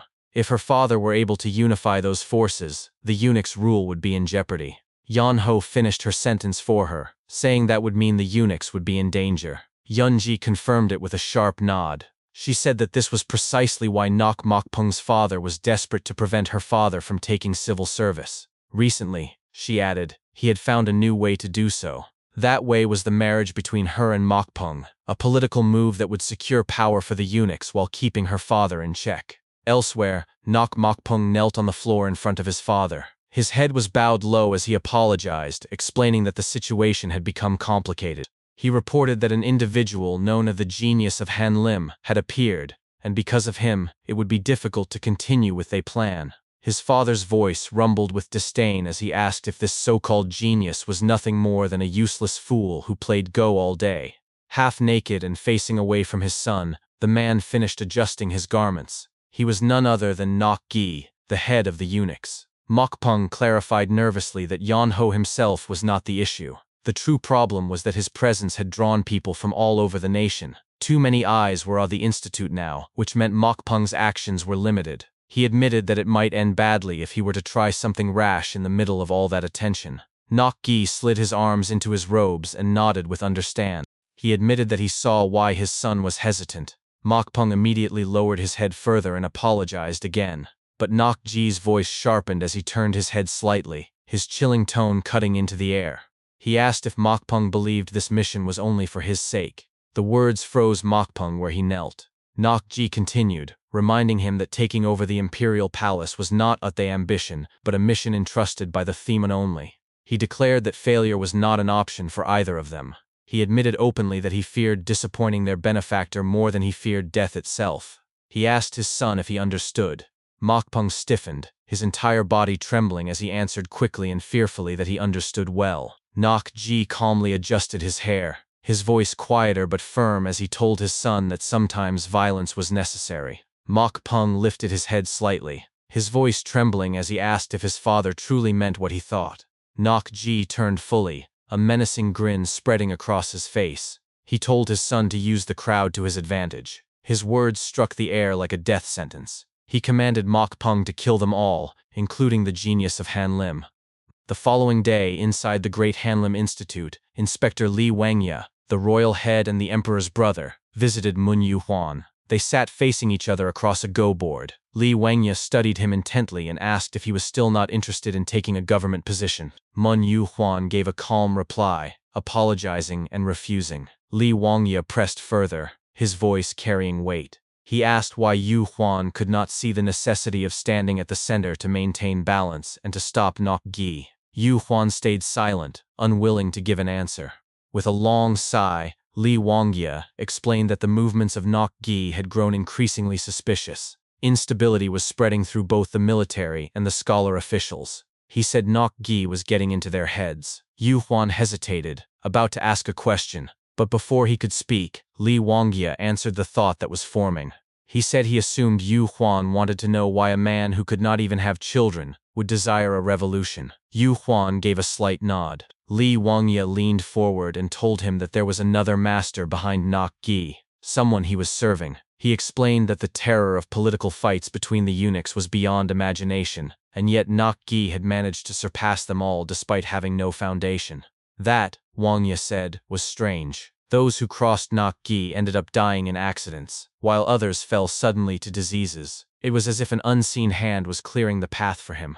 Yu Huan lowered his head and murmured that perhaps it was all a coincidence. Li Wangya disagreed. He said that after observing closely, he was convinced someone was aiding Nok Gi from behind the scenes. That was why he needed Yu Huan. They had to unite as son against the growing threat. Yu Huan replied with hesitation, said he would think about it a little more. Li Wangya cleared his throat, brushed aside the tension, and stroked his beard as he changed the subject. He asked about the new genius Yu Huan had taken in. His tone carried curiosity. Yu Huan's mood brightened instantly. He spoke proudly, saying the boy was amazing, and that he felt as if he was still hiding his true potential. Li Wangya raised an eyebrow and asked when he could meet this youth who supposedly concealed his strength. Yu Huan explained that his daughter Yunji had gone to fetch him. Coincidentally, Yunji's voice came from nearby, calling for her father. Yu Huan turned his head with a smile, calling for them to come in. Wei Yunho entered, drenched in water, and casually asked if he had been summoned. Li Wangya studied him closely with a curious stare. As the young man approached, Yu Huan apologized for calling him too early, and asked if he had slept well. Wei Yan-ho replied that he had indeed slept very well, if not for the cold water someone had poured on his face while he was resting. Yu Huan chuckled, glad he had still managed to rest. Yu Huan pointed toward Li Wangya, explaining that he wished to introduce him. Li Wangya, with a reserved tone, said that he was merely an old passerby. Wei Yan-ho bowed politely and remarked that someone like him surely had a greater purpose for visiting, then asked directly what it was.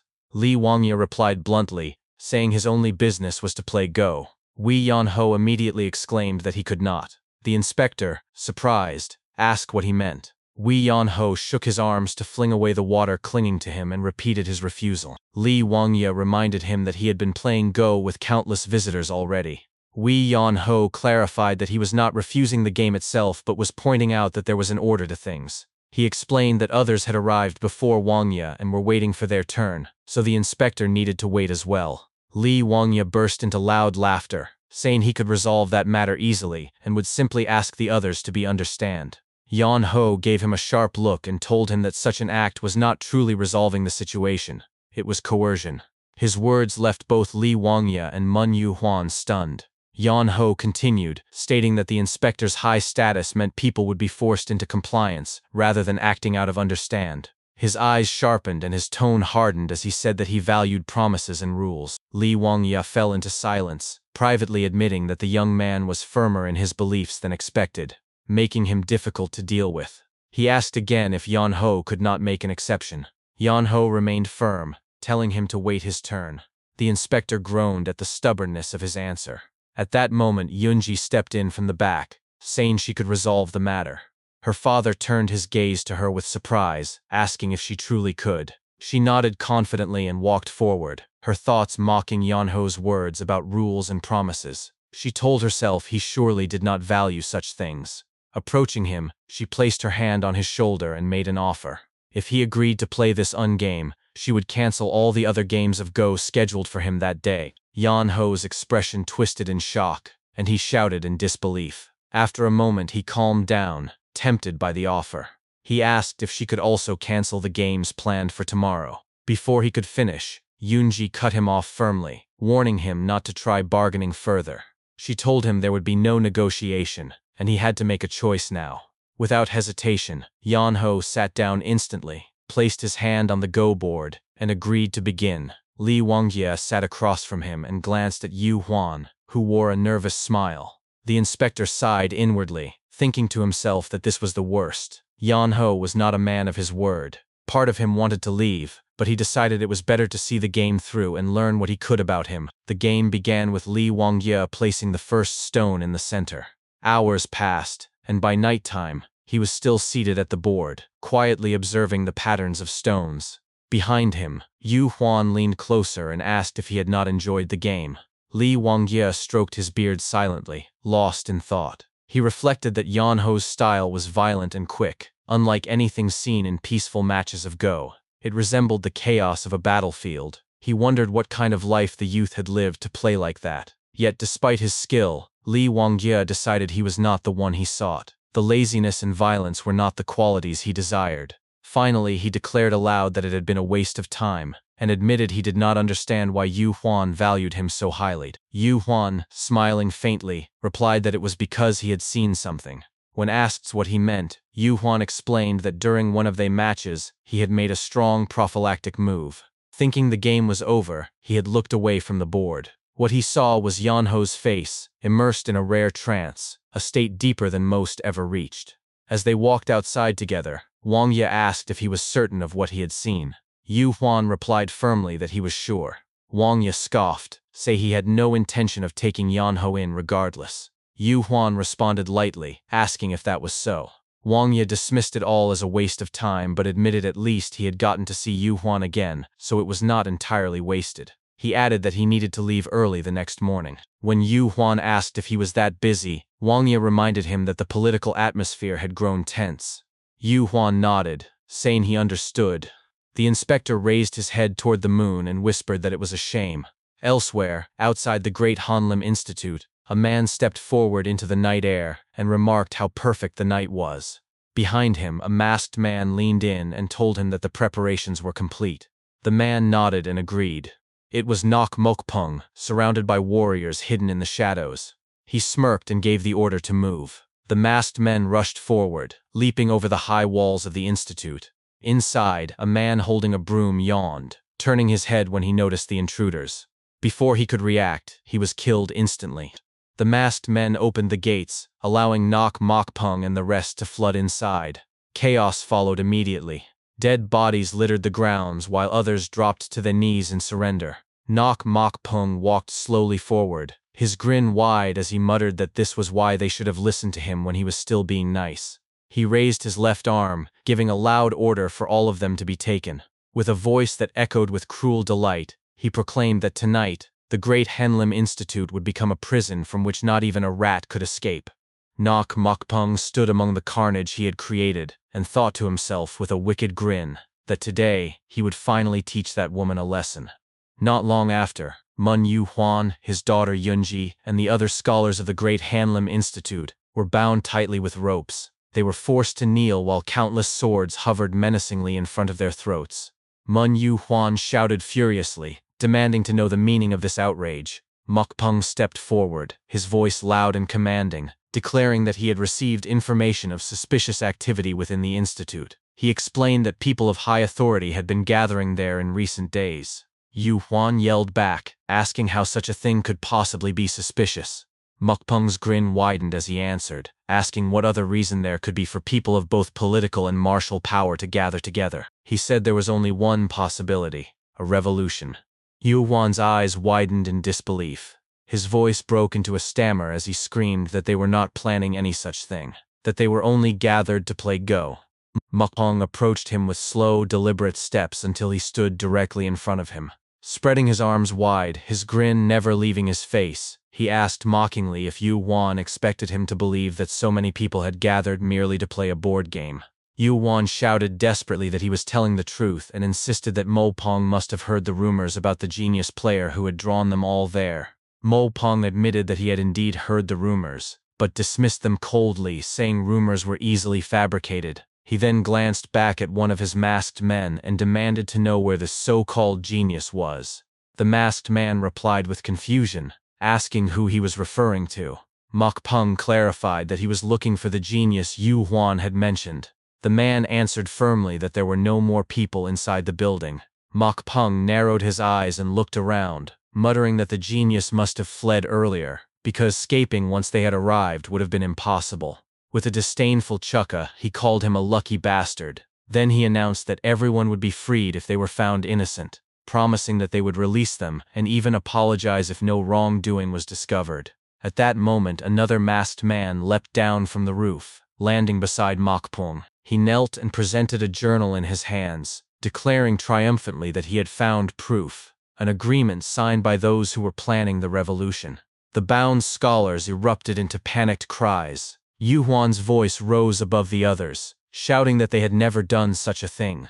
Mokpung shoved the journal before their eyes, declaring that proof was right in front of them. Yu Huan clenched his teeth, glaring at him, and thought bitterly that this had been the plan all along. Mokpung had come only to frame them. They had been trapped from the start. The rest of the prisoners broke down into shouts of denial, insisting that they were innocent, that they knew nothing, that they had not come there to join in treachery. Then from among the captives, Li Wangya, also tied down, pushed himself upright. His voice rang out firm and unshaken as he called the incident interesting. Mokpung froze at the sight of him, recognition flashing in his eyes. With a sudden start, he exclaimed the name of the man before him, Li Wangya. Li Wangya roared back with fury, ordering that he called by his proper title, the Royal Head Inspector. The prisoners gasped in disbelief, whispering excitedly among themselves. They recognized him as the Emperor's brother, the Royal Head Inspector himself.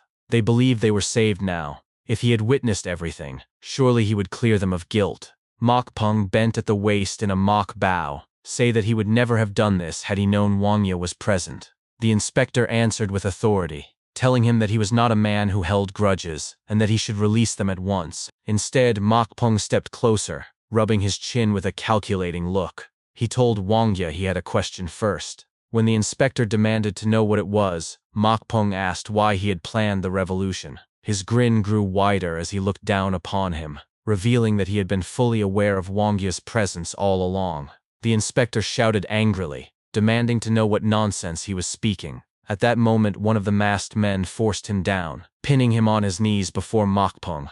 Mokpung leaned over him and explained with confidence that there was always a central figure to a revolution. It could not have been the mere scholars, he claimed. The one who made the most sense as the leader was Wangya himself, a member of the imperial family. Wangya's face turned red with rage as he roared that Mokpung's arrogance knew no bounds. He demanded to know how he dared frame him, warning him that he would never escape the consequences of such actions. Mokpung smirked and replied coldly that Wangya misunderstood.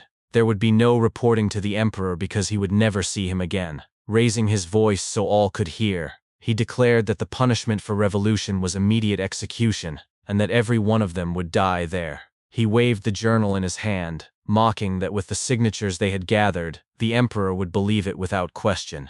Wangya spat venom in his voice, calling him a bastard, and vowing that the heavens would not forgive him for his crimes. Mokpung only smirked further, telling him to keep begging. Then his eyes shifted and locked on Yunji. He said that there was one person who would have to die first. His steps echoed as he walked toward her. He crouched and knelt before her, bringing his face close. With a grin, he reminded her of how she had rejected him. He told her that because of her defiance, everyone present would now die. He raised one finger and tilted her chin up to face him. His voice dropped to a low murmur as he asked if she was willing to change her mind now. Her answer came in the form of a sharp spit landing squarely on his face. She screamed at him that she would rather die than marry someone like him. Mokpung licked the spit from his face with his tongue, his grin unfaltering. He caressed her cheek and told her not to worry, that he would not kill her. Instead, he promised to make her wish for death, swearing that he would subject her to torments 100 times worse than she could ever imagine. Yunji's eyes filled with defiance. She opened her mouth, ready to bite down on her tongue, and shouted that she would rather die than be humiliated by him. Mokpung chuckled, asking if that was really her choice. He warned her that if she killed herself, her father would be the one to endure torment in her place. At his signal, a masked man stepped behind Yu Huan and pressed a sword against his neck. Mokpung's grin widened as he declared that if her father also killed himself, then the rest of the captives would suffer instead. He reminded her that the families of those accused of revolution would also be executed. He laughed cruelly, telling her that if she wished to kill herself, she could, but others would pay the price. Yunji clenched her teeth, glaring at him with disgust. Mokpung seized her by the hair and yanked it to her feet. Shouting with twisted glee, he commanded her to kill herself, saying he would enjoy the spectacle regardless. Yu Huan's anguished scream tore through the night as he called out his daughter's name. Mokpung ignored him. His voice dropped again, dark and menacing, as he asked Yunji if they should begin. His hands roamed across her face, then slid down her body. Yunji's heart raced as terror filled her, and she cried out inwardly for someone to help. Then her eyes opened wider, and her expression shifted from fear to shock. In the corner of her vision, she saw Wei Yan-ho creeping silently along the shadows. He tiptoed toward the wall, then leapt, perching himself on the roof. His posture made it clear that he intended to escape. Her voice burst out in a desperate scream as she shouted his name. Wei Yan-ho flinched, turning his head slowly back toward them. His lips curved into an awkward smile as he forced out a nervous laugh. Yunji shouted at him in fury, demanding to know what he was doing. He yelled back that it was obvious, he was make a run for it. Her voice shook with disbelief as she asked if he was serious. He shouted in return, arguing that there was nothing wrong with saying he was booking it when he was. He even offered sarcastically to rephrase it, asking if she would prefer he said he was excusing himself. She screamed at him that he should be helping them. He yelled back, questioning why he should risk his life when it was already hard enough keeping himself alive. Yunji reminded him angrily that he had learned martial arts and could help. He waved her off dismissively, telling her she was overestimating his abilities. He said the smartest choice in a situation like this was to act as if he had not seen anything at all. Then, raising his arm high, he looked directly at Mokpung and declared loudly that he had seen nothing, and that they should continue what they were doing without minding him. Yu Huan, Yunji, and Li Wangyo all stared at him in stunned disbelief, muttering in unison that he was truly a piece of shit. Mokpung's face twisted with anger as he shouted for him to stop. He raised his arm and told him that he was already involved in the revolution, whether he wanted it or not. He warned that the entire world would now be after him, and he would find no safe place. Yan-ho scratched the back of his head casually, muttering that they could not be so sure. Mokpung snarled back that the world was vast, but there were eyes everywhere, and it would not be difficult to track him down. Yan-ho turned away and said flippantly that they could look for him later. Grinding his teeth, Mokpung gave the order to capture him. One of the masked men instantly obeyed, leaping toward Yan-ho. From below, Yunji screamed with all her strength, telling him to run. Yan-ho heard her voice and smiled faintly. As the masked man closed in, Yan-ho muttered that she had just told him to help, and now she wanted him to run.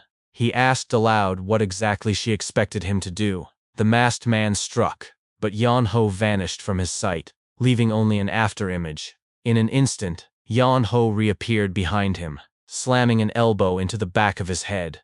The man crashed violently to the ground, unconscious. Yan-ho looked down at him and sighed, muttering, "Goodness." Yunji, bound on the ground, stared at him in awe. Yan-ho glanced away and remarked softly that she truly was a strange woman. Everyone below was stunned by what they had just witnessed. Their eyes widened in disbelief, and silence swept through the crowd. Mokpung began to sweat heavily, his face tight with frustration. He muttered under his breath, asking what he had just seen, before reluctantly admitting that Wee-on-ho was not bad.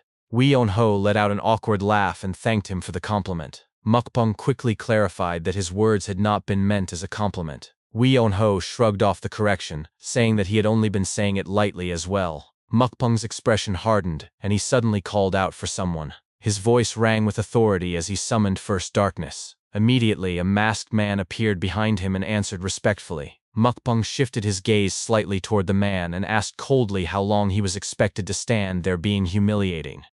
First Darkness bowed his head, apologized firmly, and declared that he would eliminate Wee-on-ho right away.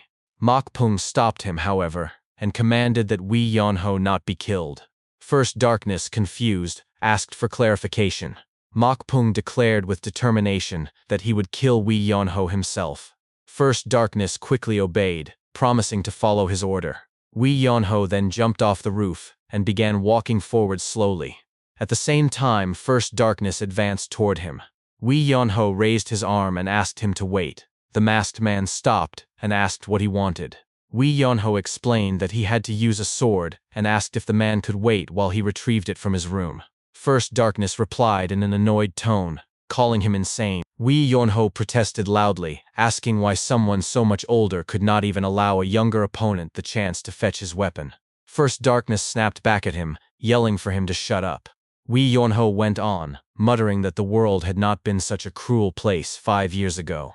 His eyes then fell on a broom lying nearby. He paused, hummed to himself, and bent down to pick it up. Seeing this sudden movement, First Darkness flinched and quickly raised his guard, shouting and demanding to know what Wee-on-ho was doing. Wee-on-ho, holding the broom in his hands, replied with feigned innocence, asking what the problem was. He swung the broom experimentally, then said that since he was not being allowed to fetch his sword, he would have to make do with this instead. First Darkness clenched his teeth in anger and demanded to know if Wee-on-ho was insulting him. Wee-on-ho narrowed his eyes and pointed out that if his opponent was angry about this too, then perhaps he should simply be allowed to retrieve his sword. First Darkness swung his sword threateningly and declared that while he would not kill Wee-on-ho, he would make him suffer so severely that he would wish for death. He began to say that even if Wee-on-ho begged for mercy later, he would not stop, but Wee-on-ho cut him off mid-sentence. Raising both arms and yawning, Wee-on-ho told him he understood and asked him to just get started already, adding that he was tired enough as it was. Hearing those words, First Darkness was consumed by rage. He leapt forward, screaming furiously that Wee-on-ho was a bastard. He swung his sword with full force, aiming directly at him. But just before the blade could land, Wee-on-ho's eyes sharpened. In a split second, he swung his broom and struck First Darkness across the face. The impact shattered the mask into pieces. Staggering back in shock, First Darkness muttered in disbelief. His legs gave out, and he fell to the ground. Everyone watching from behind gasped in horror. Their jaws dropped, unable to believe what had just happened. Wee-on-ho lifted his broom high and announced loudly that nothing was better than a broom. He then swung it toward First Darkness and added with confidence that a broom was the best tool for cleaning up garbage. First Darkness had briefly lost consciousness but soon woke up again. Gasping for breath, he scrambled to his knees, his body trembling. Wee Yonho looked down on him and said coldly that he should be grateful that this was all he was going to do. If First Darkness had faced his master instead, he would already be dead. He demanded to know why anyone would recklessly run straight at an enemy like that. First Darkness tried to respond, but his words stumbled out as broken stammers. Wee Yonho interrupted by repeatedly smacking him with the broom, saying that he was explaining it right then. Each strike landed faster than the eye could follow. First Darkness thought to himself that Wee Yonho was far too fast. He desperately leapt backward to gain some distance, and admitted to himself that, though he did not want to believe it, Wee Yonho truly had the skill to back up his arrogant words. Still, he told himself that strength alone did not decide every battle. He reached into his pocket and pulled out a weapon coated in lethal poison. It was the 7-step soul-chasing serpent, a deadly blade. He told himself that he would teach Wee Yonho a harsh lesson with it. Wee Yonho noticed immediately and asked aloud if he was really planning to use poison, criticizing him for playing dirty. First Darkness brushed it off, telling him that he could blame him all he wanted. Wee Yonho, unimpressed, declared that it would not work on him anyway. First Darkness demanded to know if he was immune to poisons. Wee Yonho admitted that of course he was not. He had not boiled and eaten an entire ginseng root, and he was not naturally immune. But then he paused with a sly smirk. In the next instant he leapt forward so quickly that he appeared right in front of First Darkness before the man could even react. With a swift motion, Wee Yonho swung the broom and struck his opponent's hand, knocking the poisoned dagger out of his grip. The weapon flew into the air and clattered onto the ground. Wee Yonho prepared for another attack, his movements calm yet threatening. First Darkness, now terrified, thought frantically that he needed to stop him. But before he could finish the thought, Wee Yonho grinned and taunted him, asking if he had just been thinking something like needing to stop him. Without giving him time to respond, Wee Yonho unleashed a barrage of broom strikes, each one faster and heavier than the last. The blows rained down until First Darkness finally collapsed to the ground, defeated. The tied-up captives who were watching were left speechless at the sight, their eyes wide in shock. Silence filled the air. Wee Yonho stood over First Darkness's fallen body and began stretching his shoulder casually. He remarked that this was exactly why his master had taught him never to wait when an opponent was preparing something big, but to beat them down immediately. Off to the side, Mukpung was frozen in disbelief. Sweat poured from his forehead as he thought to himself that he could not believe what he had just seen. The First Darkness, someone his father had spent decades perfecting to lead the Black Void, had been defeated so easily. Wee Yonho then turned to Mukpung and declared firmly that it would be convenient for them to both back off now. Mukpung slowly began clapping his hands. His wide grin spread across his face as he praised Wee Yonho, calling it amazing that someone so young could possess such martial prowess. Wee Yonho blushed faintly, chuckled, and admitted that he was right. On the side, Yunji, still bound, shouted angrily at him, asked why he was happy. Wee Yonho answered instantly, saying it was because he was being praised. Yunji screamed back, calling his response bullshit.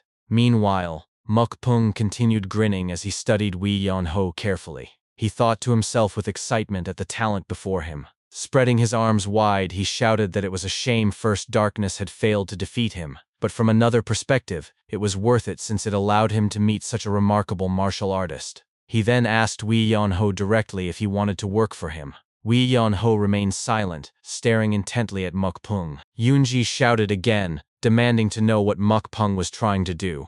With fiery determination, Mukpung declared that if Wee Yonho came to his side, he would grant him thing he could never even imagine. He promised him the power to rule the world and immense wealth.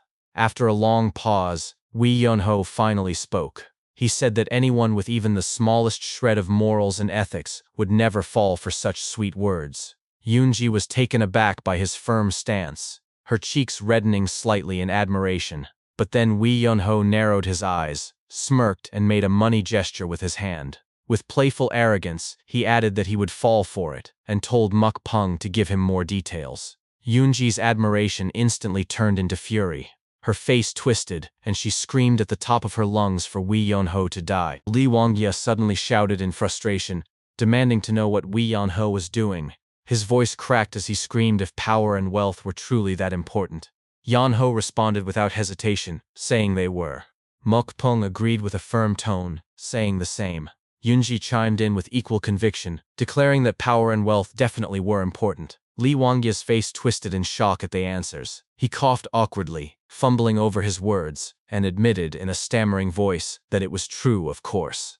Desperate to sway Yanho, he looked him directly in the eye and made an offer. He asked how much Mokpung could possibly give him anyway, then declared that he would give Yanho everything himself. He boasted that he had the palace supporting him. Mokpung scoffed loudly and interrupted.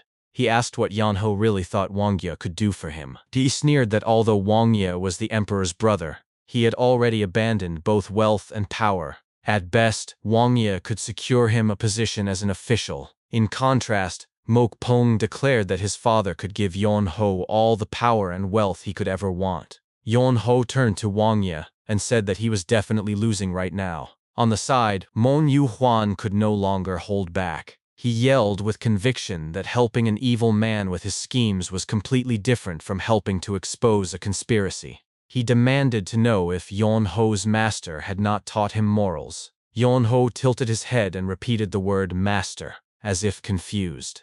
Yu Huan pressed further, asking what his master had said, what advice he had given for situations like this. Yu Huan's own thoughts raced, convinced that since Yanho always mentioned his master, he must value his master's teachings above all. He was certain no true master would instill bad morals, and he pinned his hopes on Yanho's answer. Yanho tilted his head again, and finally said that his master had told him to stick to the side that would pay him more.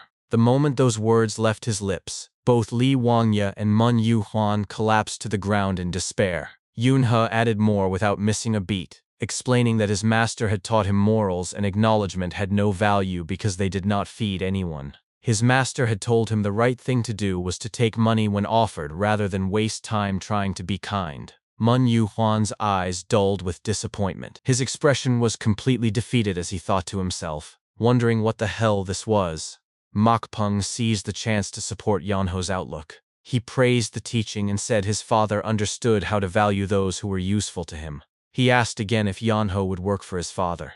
At the sound of the word work, Yanho's face twisted. He gritted his teeth and asked sharply if working was required. Yunji yelled out quickly to save the situation, promising that they would not make him work. She said he would have the best food and endless rest every day. Hearing that, Yanho turned his head toward her immediately and repeated her words softly. All day, every day. Mokpung quickly corrected himself, saying that of course Yanho would not have to work if he did not want to. He assured him that he would still receive the promised rewards. Yanho's eyes lit up and he asked if that was true. When Mokpung confirmed, Yanho stepped forward, bumped elbows with him and laughed as he called him generous and a real man. Mokpung chuckled back, declaring that his generosity was nothing compared to Yanho. On the side, Li Wangya, Mon Yu Huan and Yunji stared at them with shocked and defeated expressions. They muttered to themselves in disbelief, questioning what the hell was happening. Yanho then asked Mokpung directly what he had to do. Mokpung's grin widened as he told him to kill everyone present. Yanho froze, staring at him, and asked what he meant. Mokpung explained that it was only natural for traitors to be executed. Yanho turned toward the tied captives and pointed at Mokpung, repeating aloud that this was what Mokpung had said. He asked them why they had committed treason. Yunji screamed back at him, insisting there was no treason, accusing Mokpung of making it up, and asking if he really believed him. Yanho hesitated and said that the situation was suspicious since even the Book of Signatures had been found.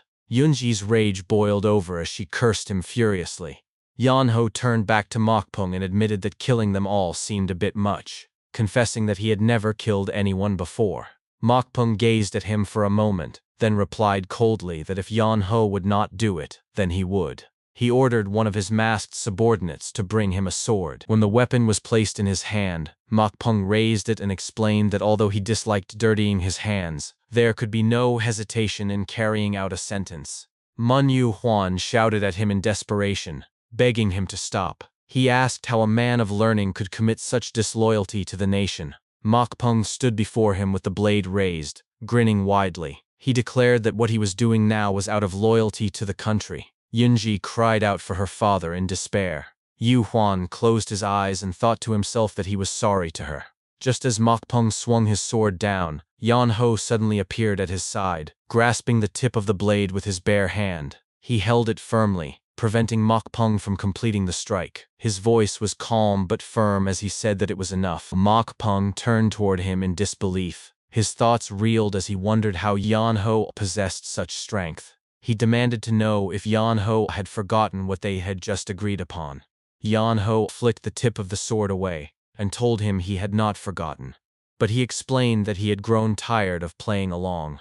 He said that in order to truly be lazy, one had to avoid trouble. He shared a story about breaking an ink slab his father had cherished. Though his father had been away for 3 days, Yan Ho had lived in dread the entire time. When his father returned, he had beaten him nearly to death, but Yan Ho admitted he had felt relieved afterward. Li Wanya listened and muttered bitterly that his father should have killed him back then. Yunji nodded beside him with a firm expression. Mokpung snapped at Yan Ho, demanding to know what he was rambling about. Yan Ho continued, saying his master had taught him never to forget hatred but also never to forget favors. He explained that a person who failed to repay what they had received would pay far more in the end. He said one had to repay debts before interest compounded and that it was about time he paid his own. Hearing this, the expressions of Wanya, Yu Huan, and Yunji softened. Mokpung lowered his head for a moment, then looked up and asked if all those words were simply to tell him he would be stopped. Suddenly, Mokpung burst into laughter. His laughter ended abruptly as his eyes fixed on Yan Ho with deadly seriousness. He asked if Yan Ho truly thought he had tried to recruit him out of fear. Yan Ho responded calmly, saying it had not seemed that way. Mokpung raised his hand high and declared boldly that if he wished, he could kill Yan Ho as though he were nothing.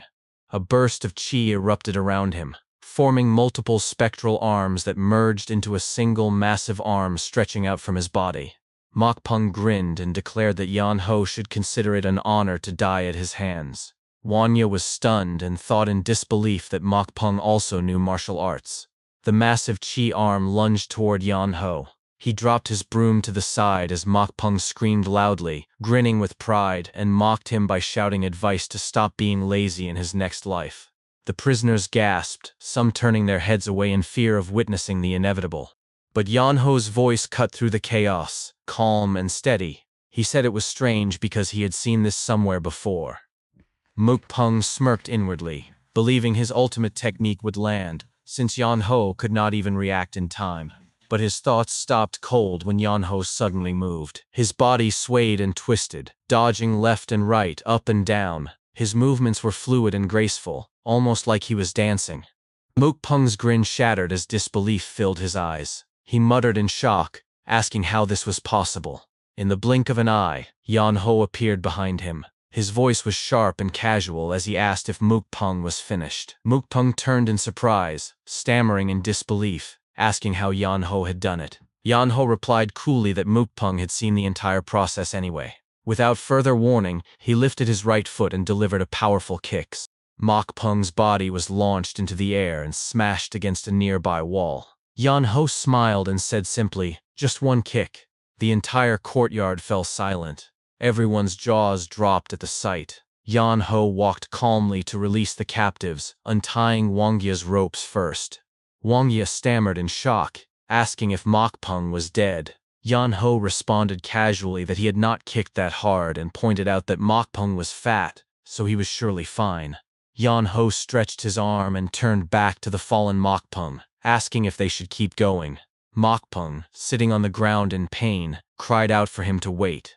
His voice turned nervous as he begged to pretend that none of this had ever happened. Everyone stared at him with cold disgust.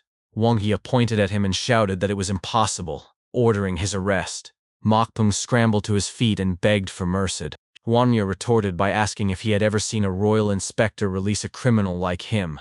Mokpung explained desperately that if he did not return, his father would assume the worst and launch a final gamble.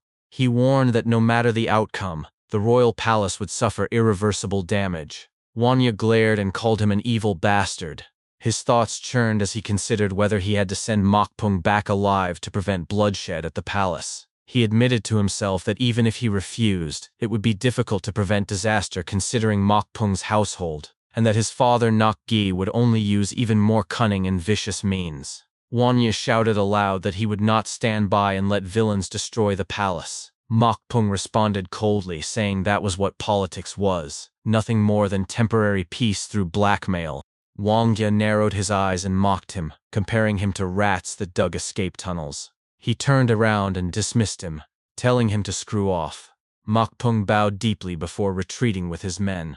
As they approached the exit, Yanho spoke up and offered advice. He said the martial arts Mokpung had used were powerful, but the force decreased when disguising his physique. He warned him that if he ever wanted to fight properly, he would have to abandon his disguise. Mokpung froze in place, turning his head slightly to say that he would remember it for the next time they met. Yanho responded bluntly that he had no desire to see him again. Mokpung replied that he would not, at least not in that appearance. Yanho watched them leave and muttered that it was finally over. He smiled as the sun rose and looked at the people gathered around him. Playfully he announced that he was going to sleep, and told them to handle the rest. Yunji exploded in anger, screaming that he was going to sleep again. Yanho pointed at her and reminded her that he had his rights, asking if she remembered. She clicked her tongue furiously, unable to argue. Yanho ran off, raising his hand and shouting not to wake him. He declared loudly that he had warned them, and that he would sleep until tomorrow. Yunji watched him in disbelief, muttering, "What the hell?" Behind it, Wangya and Yu Huan spoke at the same time, agreeing with her. Yanho's life became comfortable after that day. While Wangya and Yu Huan struggled with the fallout, Yanho enjoyed paradise. He was served 3 delicious meals every day in his room. No one scolded him for sleeping in late, and he lived without a care. One day, Yunji entered his room. She stood by his bed with her hands on her waist and told him to get up. Yanho lay still, pretending to sleep, until she called him out and ordered him again. He sat up with a groan and asked what she wanted. She leaned closer and said that her father wanted to see him. Yanho complained, asking what happened to his guaranteed rest. Yunji snapped back that it was not her idea, and asked if he was really going to refuse after lying around for 7 days straight. He asked if he could not see him another day. Yunji lost her temper, yanked away his blanket, and screamed furiously for him to get up. Later they arrived at Yuan's room. Yunji announced his arrival. From inside, Yuan's voice told them to let him in. Inside, both Yuan and Wangya sat at a small round table. Yuan thanked Yunji and dismissed it. Both she and Yanho bowed, but Wangya immediately shouted that he did not mean Yanho. Yanho pointed at Yunji and teased her, asking if she was supposed to stay behind. She screamed back furiously that Wangya had meant him. Yanho blinked in surprise, asking if it was really him. Wangya held back his anger, muttering in frustration as his head throbbed. Yanho laughed as he sat down. Yuan leaned in and spoke to Wangya, addressing him as Sir. Wangya sighed, then pulled something from his pocket. Yuan called to him again, but Wangya held the item tightly and responded that he knew. After a pause, Wangya placed the item in front of Yanho. Without hesitation, Yanho grabbed it and pocketed it. Wangya asked if he even knew what it was. Yanho admitted he did not. Wangya demanded to know why he had taken it so casually. Yanho replied with elegance that it looked expensive, and his master had taught him to always take something valuable. Wangya placed his palm on his face and began to explain. But Yanho interrupted, declaring there would be no takebacks and not to be petty. Wangya tried again, but Yanho cut him off once more, accusing him of acting childish. Finally, Wangya slammed the table in fury and screamed that the sword was the royal inspector's divine relic. He explained it would grant Yanho the status of a royal inspector anywhere he went. Yanho pulled the sword out and examined it closely. Wangya asked if there was a problem. Yanho replied coldly that it felt lacking, asking for something practical, something he could buy food or a house with. Wangya asked what he meant. Yanho pressed him, accusing him of acting dumb, and gestured a money sign. He said that the world worked on give and take, and he deserved more for what he had done. He admitted it was difficult to say outright, but he wanted something more realistic and modern.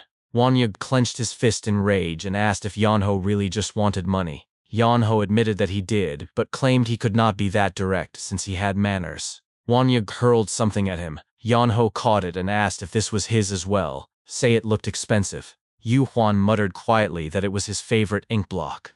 Wang Ye sighed and explained that it was the royal inspector's gift. With it, Yan Ho would be treated as an official. Yan Ho frowned and asked if that meant more work. Wang Ye explained that it meant an official position. Yan Ho shrugged and said that was the same thing. Wang Ye tried to argue otherwise, but Yan Ho brushed him off, saying he would take it at face value since Wang Ye was older. Yu Huan interjected, explaining that royal inspectors had been sending secret agents to Zhongyuan. He said the position had been vacant and suggested Yan Ho take it. Yan Ho raised the sword and asked if it came with just this. Wang Ye shouted angrily that he would give more, even selling his house if necessary. Yan Ho crossed his arms and said that was good since it would have been annoying otherwise. Wang Ye's eyes widened as realization hit him. He thought to himself that Yan Ho had been planning to take it. He demanded to know what household Yan Ho was from and who his master was. Yan Ho responded bluntly that he could not say. Yu Huan quietly snatched back his ink block and hid it in his pocket. Wang Ye asked if it was because Yan Ho did not trust him. Yan Ho nodded. Wang Ye screamed furiously, demanding to know how Yan Ho could hide his identity when he clearly knew who Wang Ye was. Yan Ho's expression turned serious. He said it was not about identity but trust. He explained that he could not trust someone who hid their martial arts and acted so obviously. He asked Wang Ye how many seconds it would take him to defeat Mokpung, 3 or 5. He finished by saying he hated being played in someone else's game. Li Wanye went silent for a moment when he realized that he had been caught. He finally spoke and asked if Wei Yun-ho had known all along that he was capable of martial arts. Wei Yun-ho admitted that he had found it strange. He explained that while he knew some people were obsessively devoted to the game of Go, the idea of traveling 400 kilometers just to play was absurd. Yet far too many people had come to that place with the excuse of play Go. That led him to assume that there was some kind of hidden plot behind it, and it just so happened that he appeared at the same time. When Mokpung revealed himself, the entire incident escalated. That was the moment Wei Yun-ho realized he had to make a decision about which side he would take. Li Wanye asked if siding with them had not been the obvious choice. Wei Yun-ho replied seriously that it had actually been more likely that Mokpung was telling the truth. He reasoned that while the book of signatures might have been fake, the royal head inspector had indeed been secretly gathering people to join his forces. It was hard to believe that such a move was just a casual, friendly activity. The most likely explanation was treason. Li Wanye then asked why, if that were the case, Wei Yun-ho had helped them. Wei Yun-ho admitted that it was because the girl had called for him. He confessed that his original plan had been to run away if he did not get caught. But since the girl had genuinely seemed ignorant of what was going on, he could not just abandon her. He added that his master always told him that meaning and worldly matters were important, but that it was all for nothing if one could not see the person in front of them. Li Wangya said that was why Wei Yun-ho had acted the way he did, trying to observe his reaction throughout the incident. Wei Yun-ho agreed, but he added bluntly that it had felt awful. Then he got to the point and asked directly whether Li Wangya was planning treason. Li Wangya challenged him by asking what he would do if he admitted that he was. Wei Yun-ho answered that in that case, he would simply go to sleep comfortably. Li Wangya pressed further, asking if that would still be the case even if he truly intended to commit treason. Wei Yun-ho shot back sarcastically, asking if Li Wangya wanted him to pray for his success. Li Wangya then asked if Wei Yun-ho had no loyalty to the emperor. Wei Yun-ho answered honestly that he had never received anything from the emperor, so why should he feel any loyalty toward him? He admitted that he would rather cheer for Li Wangya, especially since Li Wangya had at least given him gold. The two men locked eyes in silence for a long moment. Then Li Wangya suddenly burst into laughter. His laughter filled the room as he admitted that while he had expected Wei Yun-ho to be clever, he turned out to be far better than anticipated. After laughing, Li Wangya grew serious again and swore on his own head. He declared that they were not planning treason. Instead, they had been gathering forces in preparation against Nok Gi. Wei Yun-ho acknowledged his words with a quiet response. Li Wangya continued by explaining the real problem. Nok Ji had already caught on to their movements. He revealed that the reason Nok Ji had sent Mokpung was not to target him directly, but to force him into a position where he would have to kill Mokpung. If that had happened, Nakji would have been able to expose the fact that he had been hiding his martial arts skills and gathering allies. He admitted that it had been Wei Yunho's unexpected intervention that disrupted Nakji's scheme. After confessing this, Li Wanya bowed deeply toward Wei Yunho. He apologized if his actions had seemed displeasing and explained that he had never intended to manipulate him like a piece on a Go board. He explained that he and Yu Huan had simply been desperate at that moment. Wei Yunho responded with a short reply, telling him it was fine. Li Wanya insisted again, asking him to believe his words. Wei Yunho repeated that it was fine. Then Li Wanya shifted the topic and asked whether Wei Yunho would be willing to take on the role of secret royal inspector. Wei Yunho made himself clear immediately, saying that he would never actively seek out work. Li Wanya told him it did not matter, because the world would not leave him alone even if he tried to avoid it. Wei Yunho pouted and asked if that was meant to be an insult. Li Wanya smirked and said that it was not an insult but rather the path of a hero. Wei Yunho rejected the notion outright, saying no thanks. Li Wanya warned him that he could not deny fate. At that, Wei Yunho stood up and declared that he was leaving. Before he could exit, Li Wanya also stood and said that he too would be leaving that day. Wei Yunho added with a final remark that, truthfully, he hoped they would never see each other again. Li Wanya smiled and answered that he had a feeling they would. Once Wei Yunho was gone, Mun Yu Huan appeared at Li Wanya's side. He asked for Li Wanya's thoughts. Li Wanya admitted with a grin that Wei Yunho had surpassed his expectations. He had known Wei Yunho's martial arts were impressive, but he had not expected him to be sharp enough to notice that he himself knew martial arts. He confessed that he had thought he had picked up a dragon, but in reality, Wei Yunho was more like a monster. If they were not careful, there was a chance he might end up devouring them instead. Yu Huan countered by saying that the risk was worth it. Li Wanya continued, pointing out that martial prowess was not the only factor. Wei Yunho was intelligent as well. He had understood everything that was happening but chose not to move until the very end. That combination of strength and patience made him even more dangerous. Li Wanya admitted that he was curious to know who had trained such a monster. He then gave an order to Yu Huan, instructing him to investigate everything about Wei Yunho. Even if he could not find information about his deceased master, he must at least uncover which family Wei Yunho came from. Yu Huan nodded and promised that he would. Later that night, Wei Yunho lay on the roof basking in the moonlight. A voice called out from below, asking if he was planning to leave. Wei Yunho sat up, looked down and saw Yuan. He told him that he would not leave without say a proper goodbye after being allowed to stay there and being fed. Yuan pointed out that Wei Yunho had been planning to leave soon. Wei Yunho admitted that was true, but he also said he had learned a lot while staying there. Yuan asked him what he had learned. Wei Yunho said that the two most important lessons were that even scholars who read extensively often failed to live according to the texts they studied, and that Rulin itself was a frightening place. Yuan asked what he meant by frightening. Wei Yunho explained that he had never expected the strongest person he had encountered in the Jianghu to be someone in Rulin. Yuan admitted that Li Wangya's martial prowess was indeed impressive. Wei Yunho smirked, looked at Yu Huan firmly, and asked why he did not drop the act. Yu Huan was visibly shocked and asked if Wei Yunho had known from the start. Wei Yunho replied that he had. Yu Huan sighed and said that was not good, then asked him for a favor.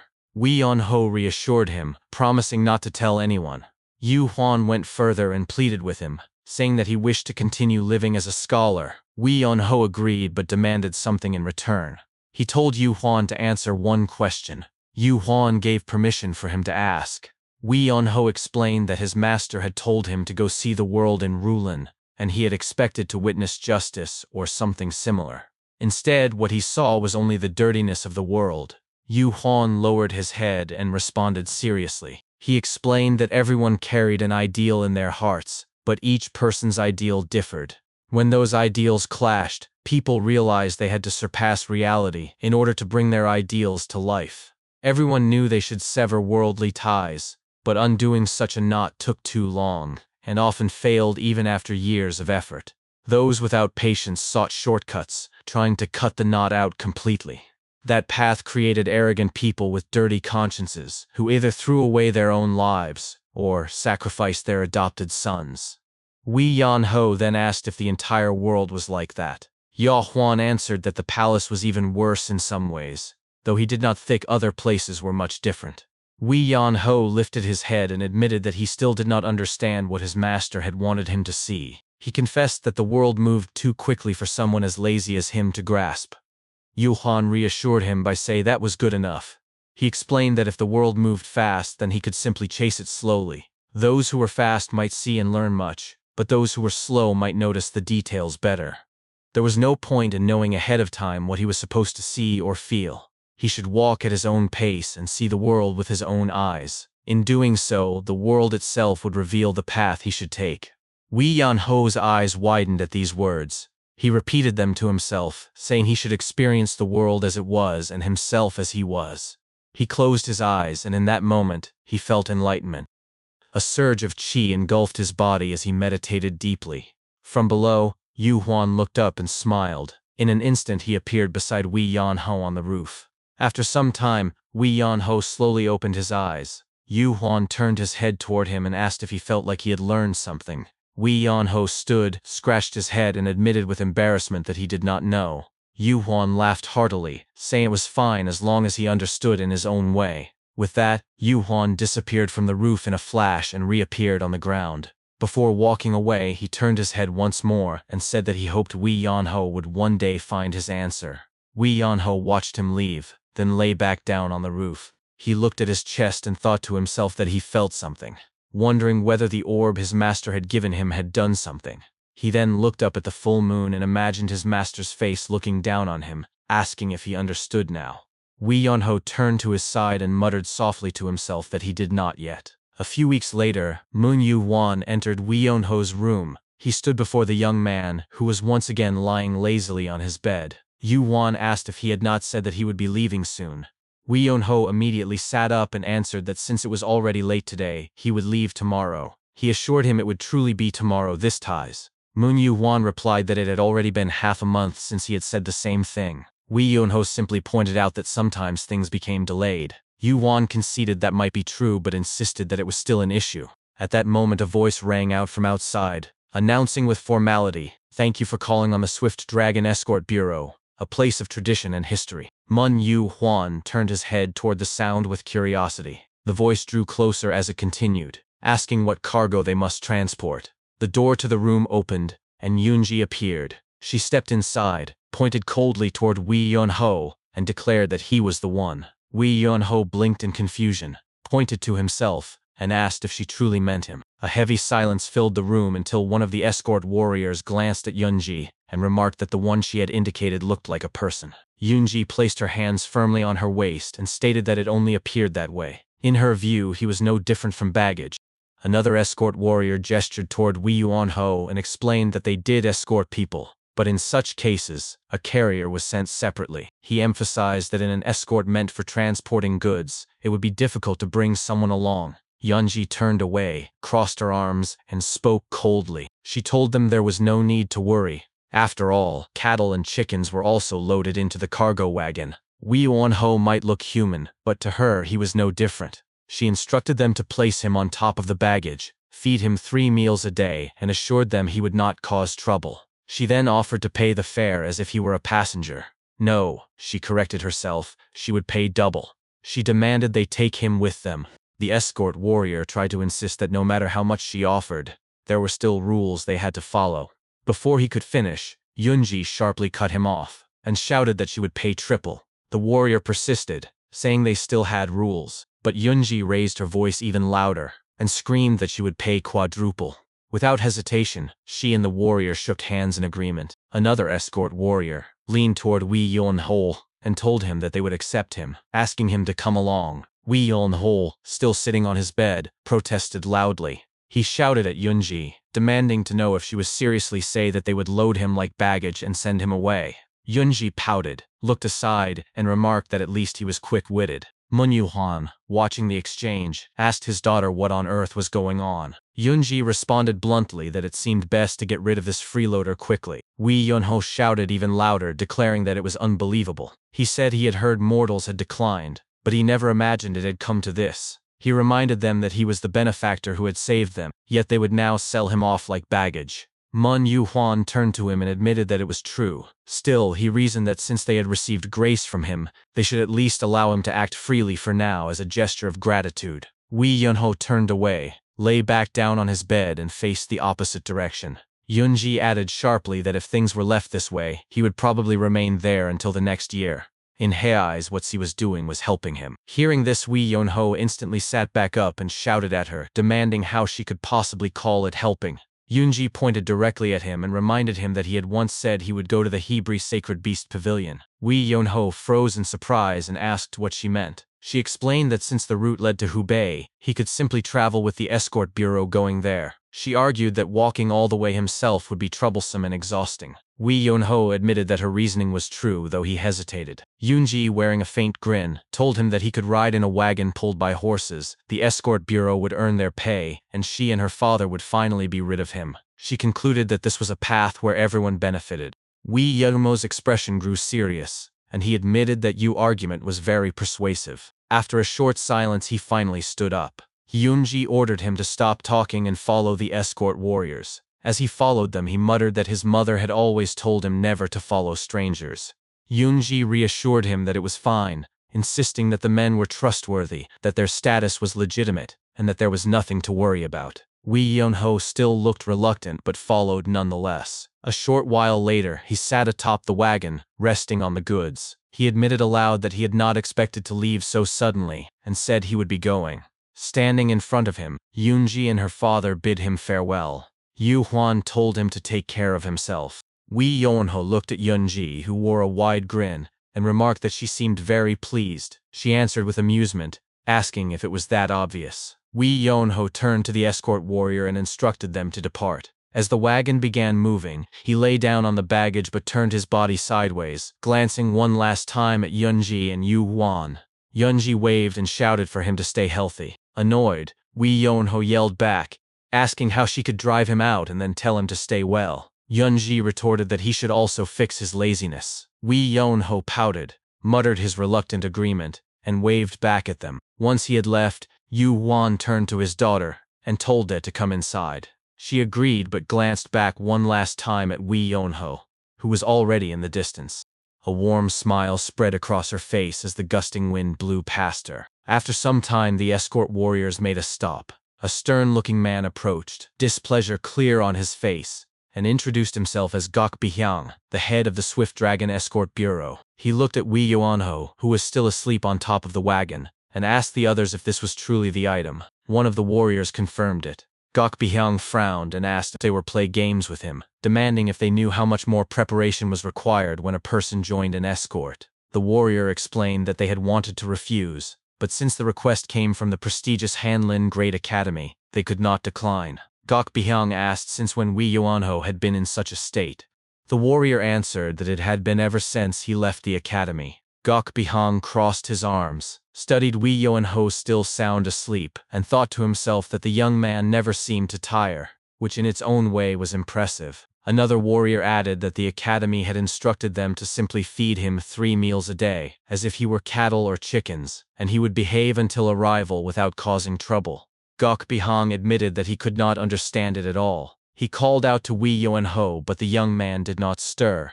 Irritated, Gok Bihyang knocked on the wooden crate below him and shouted again. At last, Wei Yunho opened his eyes, looked at him, and asked what he wanted. Clearing his throat, Gok Bihyang introduced himself as the head of the escort. Wei Yunho asked curtly, "And?" Gok Bihyang explained that the escort was not about serving people but transporting goods. If Wei Yunho insisted on coming along, it might be quite inconvenient. He asked if he was still willing. Wei Yunho replied that there was no need to worry, since he was registered not as a person, but as cargo. Gok Bihyang warned that it would be uncomfortable, but Wei Yunho assured him he could endure it. If all he needed to do was lie still until they arrived, then it was worth it. Amused, Gok Bihyang remarked that he was a remarkably positive fellow. He then turned away and ordered the group to depart. Wei Yunho waved lazily and told him he would be in their care. 5 days passed since leaving the Hanlin Great Academy. One morning, Wei Yunho awoke, stretched, and yawned. He muttered to himself that the situation was unbearable. If he stayed awake, he felt tortured, and if he slept, that fraudulent master of his appeared in his dreams to harass him. He cursed the dream lotus arts and wondered how long this torment would continue. What if it lasted his entire life? Frustrated, he dismissed the thought, muttered that he no longer cared, and lay back down. Up ahead, Gok Bihyang noticed movement in the bushes and ordered the group to stop. He called out firmly, introducing himself and requesting an audience. Wee Yonho sat up slightly, glanced forward, and muttered that it might be Bandit. Gok Bihyang remained tense. He thought to himself that if no one revealed themselves, this was not good. If they stalled for time like this, it meant they were either ignorant beginner bandit or a truly dangerous figure was targeting the wagon. If it was the former, they were fortunate. He placed his hand on his sword and drew it halfway, his thoughts sharpening. He could not sense any presence within the thicket, which meant these were no clueless novices. He raised his voice again, warning that if the figure did not step forward, he would regard it as an attack against the escort bureau. Everyone went silent, their attention fixed on the bush. After a tense moment, the leaves rustled, and a broad man emerged. The escort warriors drew their swords, but the man calmly placed his weapon on the ground, bowed, and introduced himself as Paing Doguk of the Hubei Paing clan. Recognizing the name, Gok Bihang bowed in return and asked why a descendant of the Paing clan was traveling there. Paing Doguk grabbed his sword again, clutched his stomach, and explained that he was being pursued by enemies. He admitted that he could not shake them off alone and begged for their aid. He warned that this matter could grow into a crisis for the entire martial world. Wee Yon Ho, still lying down on the wagon, merely looked at Paing Doguk in silence. Much later, in the future, the divine mad dog recounted the memory to the historian. He said that this had been the encounter with Paing Doguk, the man who had once turned the historian away at the gates. At that time, even Paing Doguk himself had not realized that this single meeting would push him into the river of misfortune. Gok Biang observed Paing Doguk carefully, and thought to himself that the members of the Hubei Paing clan were people who relied more on their strength than their intellect. Yet their sense of chivalry was unmatched anywhere. If someone from such a clan had come to speak, then it must be for a serious reason. After that brief moment of reflection, he spoke aloud, asking what could possibly be done. Paing Doguk explained that he was being pursued and pleaded for a chance to leave the mountain. In return, he promised to repay Gok Biang properly once he was safe. Hearing this, Gok Biang agreed to help and pointed toward a large barrel on the wagon, instructing him to hide inside it quickly. Paing Doguk accepted without hesitation. As he climbed into the wagon, he exchanged glances with Wee Yan Ho, who was lying at the top, watching him silently. Gok Biang opened the lid of the barrel and told Paing Doguk to get inside. Paing Doguk expressed his gratitude before lowering himself into the container. Once he was inside, Gok Biang sternly reminded him not to make a sound, and Paing Doguk nodded in understanding. Wee Yan Ho, still resting on top of the wagon, turned his back and thought that Gok Biang was far too meddlesome, though he could not say he disliked that trait about him. As the wagon continued down the mountain path, Paing Doguk's muffled voice came from inside the barrel. He apologized if he had brought them any danger, and said that if the situation turned out well, he would make sure everyone would be properly repaid. Wee Yan Ho responded sharply, asking what good repayment would do if they were all dead. He accused Paing Doguk of having no conscience, saying he was putting everyone's life at risk. At the very least, he argued, someone with a shred of decency would have chosen to walk away rather than endanger others. After that, he said he was done talking and announced he would sleep. Paing Doguk said nothing more, his voice falling silent inside the barrel. As time passed and the wagon descended the slope, Gok Biang thought that they were almost at the bottom. It seemed fortunate that no one had yet noticed Paing Doguk's presence. He wondered if they had managed to slip by unnoticed. But just as that thought crossed his mind, a loud voice suddenly shouted for them to stop. In the blink of an eye, masked men surrounded them, their swords pointed threateningly at the group. Gok Biang examined the man leading them and recognized their attire. His heart sank as he realized who they were, the Green Forest Bandits. He quickly stepped down from the wagon and introduced himself, declaring that he was Gok Biang of the Swift Dragon Escort Bureau, and that it was an honor to meet the members of Green Forest. The leader of the group asked if they had seen a young man dressed in red. Gok Biang calmly replied that they had not encountered anyone fitting that description. The leader narrowed his eyes suspiciously and warned him that if he lied, misfortune would follow. Gok Byung answered that he did not understand what the man meant, but insisted that he had no reason to lie. The Swift Dragon Escort Bureau, he reminded him, had long maintained friendly relations with Green Forest. It made no sense that they would risk that relationship by hiding someone they did not even know. The leader's eyes shifted toward the top of the wagon, and he pointed at Wei Yan-ho, demanding to know who he was. Wei Yan-ho turned lazily to his side and replied that he was perhaps a precious charge. His vague answer caused silence to fall over the area. The leader asked what he meant by that, but before tensions could rise further, Gok Byung leaned closer and whispered that they were escorting someone whose body was frail and whose mind was unstable to the righteous hall. He assured the leader that it was nothing worth concerning himself with. The leader asked if Gok Byung was implying that there was no reason for Green Forest to treat them as enemies. Gok Byung confirmed that of course there was not. Why would they do something so reckless? The leader then smirked and admitted that while there might be no reason, the problem had already arisen, because of the person lying atop the wagon. He reminded Gok Byung that he had specifically asked if they had seen someone in red. Wei Yan-ho interjected and said bluntly that he had not seen anyone wearing red.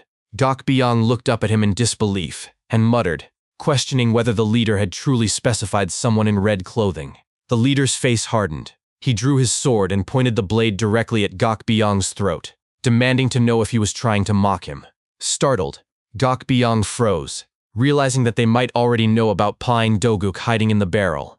But just as quickly, the leader lowered his sword and announced that they would settle this another way. He proposed killing one of the escorts first, and if that person truly knew nothing, they would continue killing the others one by one until someone confessed to having seen the man in red. He wagered that before the third man was dead, someone would break and tell the truth. Gok Byung shouted in protest, asking what the bandit meant by such madness.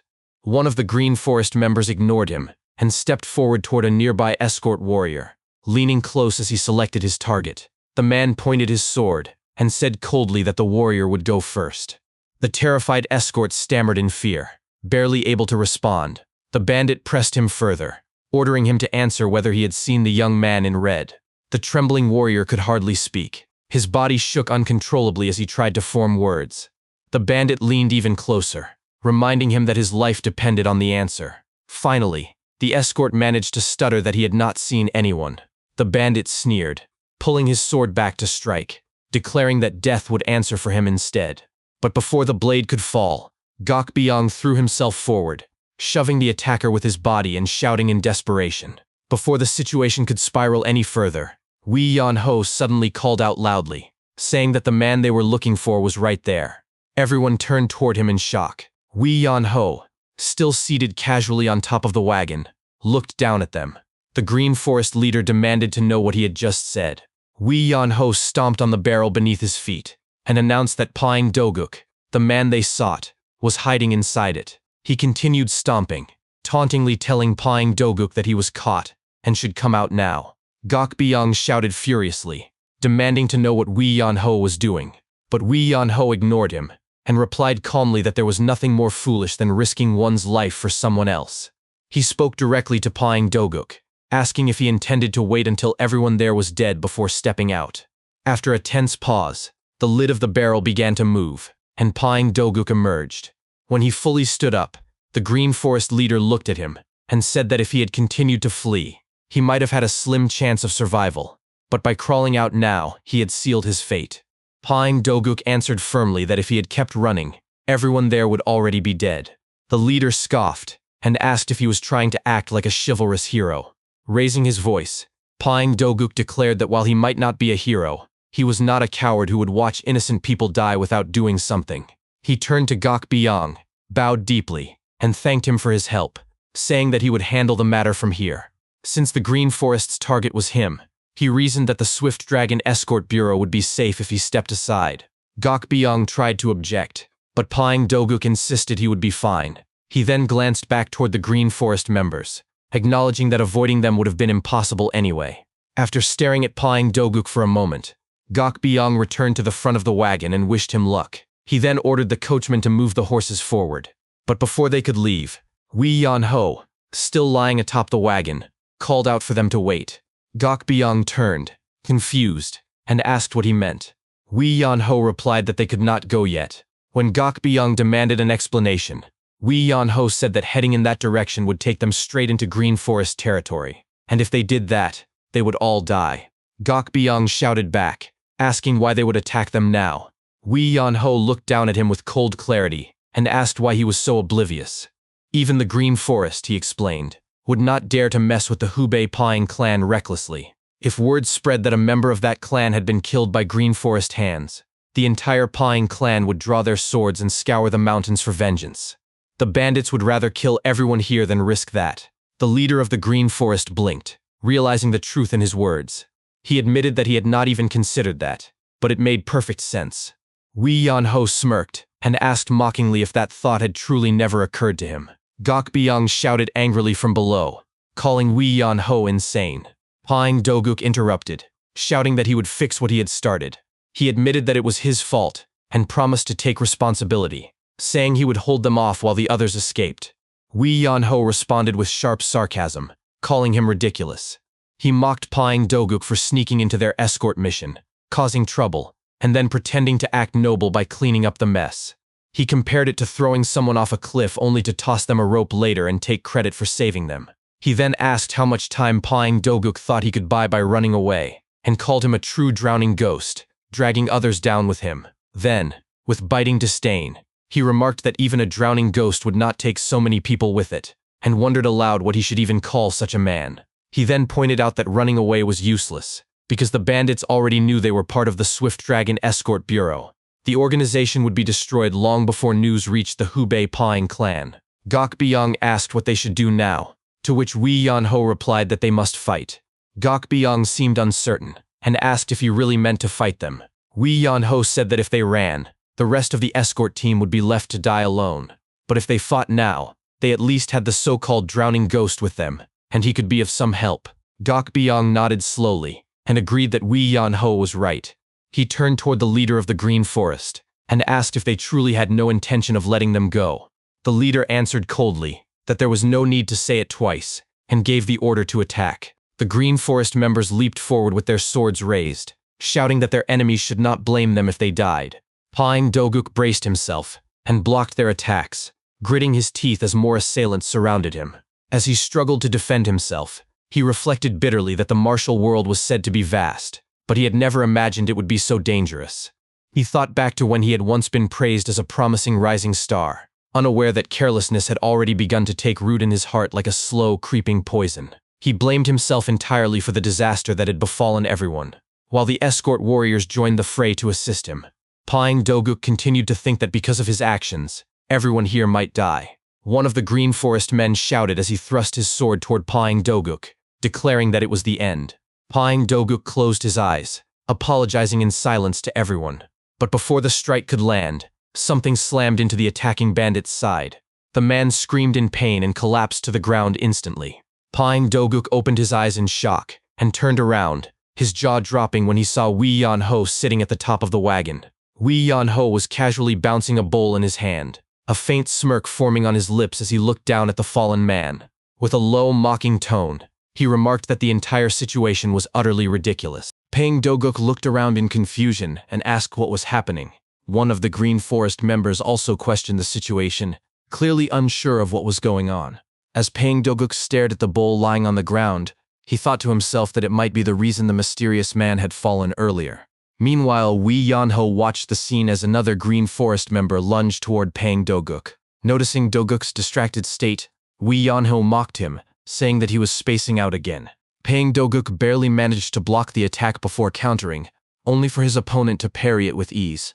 From atop the wagon, Wee Yan-ho watched the fight unfold and remarked with irritation that Doguk had dragged all the enemies there, only to zone out during the battle. He sneered and questioned whether Doguk planned to die without doing his part, calling him a drowning ghost. Wee Yan-ho's gaze then shifted toward Gok Byung, who was struggling against another Green Forest fighter. He warned the older man that he would die if he continued to fight like that, then hurled a bowl toward Byung's opponent to provide assistance. Watching the chaos unfold, Wee Yan-ho wondered aloud what Pawing Doguk was even doing at the moment. At the back, Pawing Doguk clenched his teeth as he faced three attackers simultaneously. He told himself to focus, reminding himself that it was not the time to let curiosity take over. He gathered his resolve, lifted his sword, and decided to take at least one more enemy down with him. Summoning all his strength, he shouted out the name of his technique, 5 tigers severing blade, and attacked. However, his eyes widened in disbelief when the Green Forest members easily dodged his technique. Realizing his mistake, he muttered that this was not a formal duel and that there was no reason for his opponents to take a heavy saber attack head-on. When the 3 enemies jumped at him simultaneously, panic struck him, and he thought to himself that he was about to die. Before the attacks could reach him, Wei Yanho threw several bowls with incredible precision, striking all 3 attackers at once and sending them flying to the ground. He then shouted at Do-guk to bite down on his sword and die like an idiot if that was all he could do. Nearby, Gok Biang was still struggling and yelled at Wei Yanho to stop shouting from above and come help.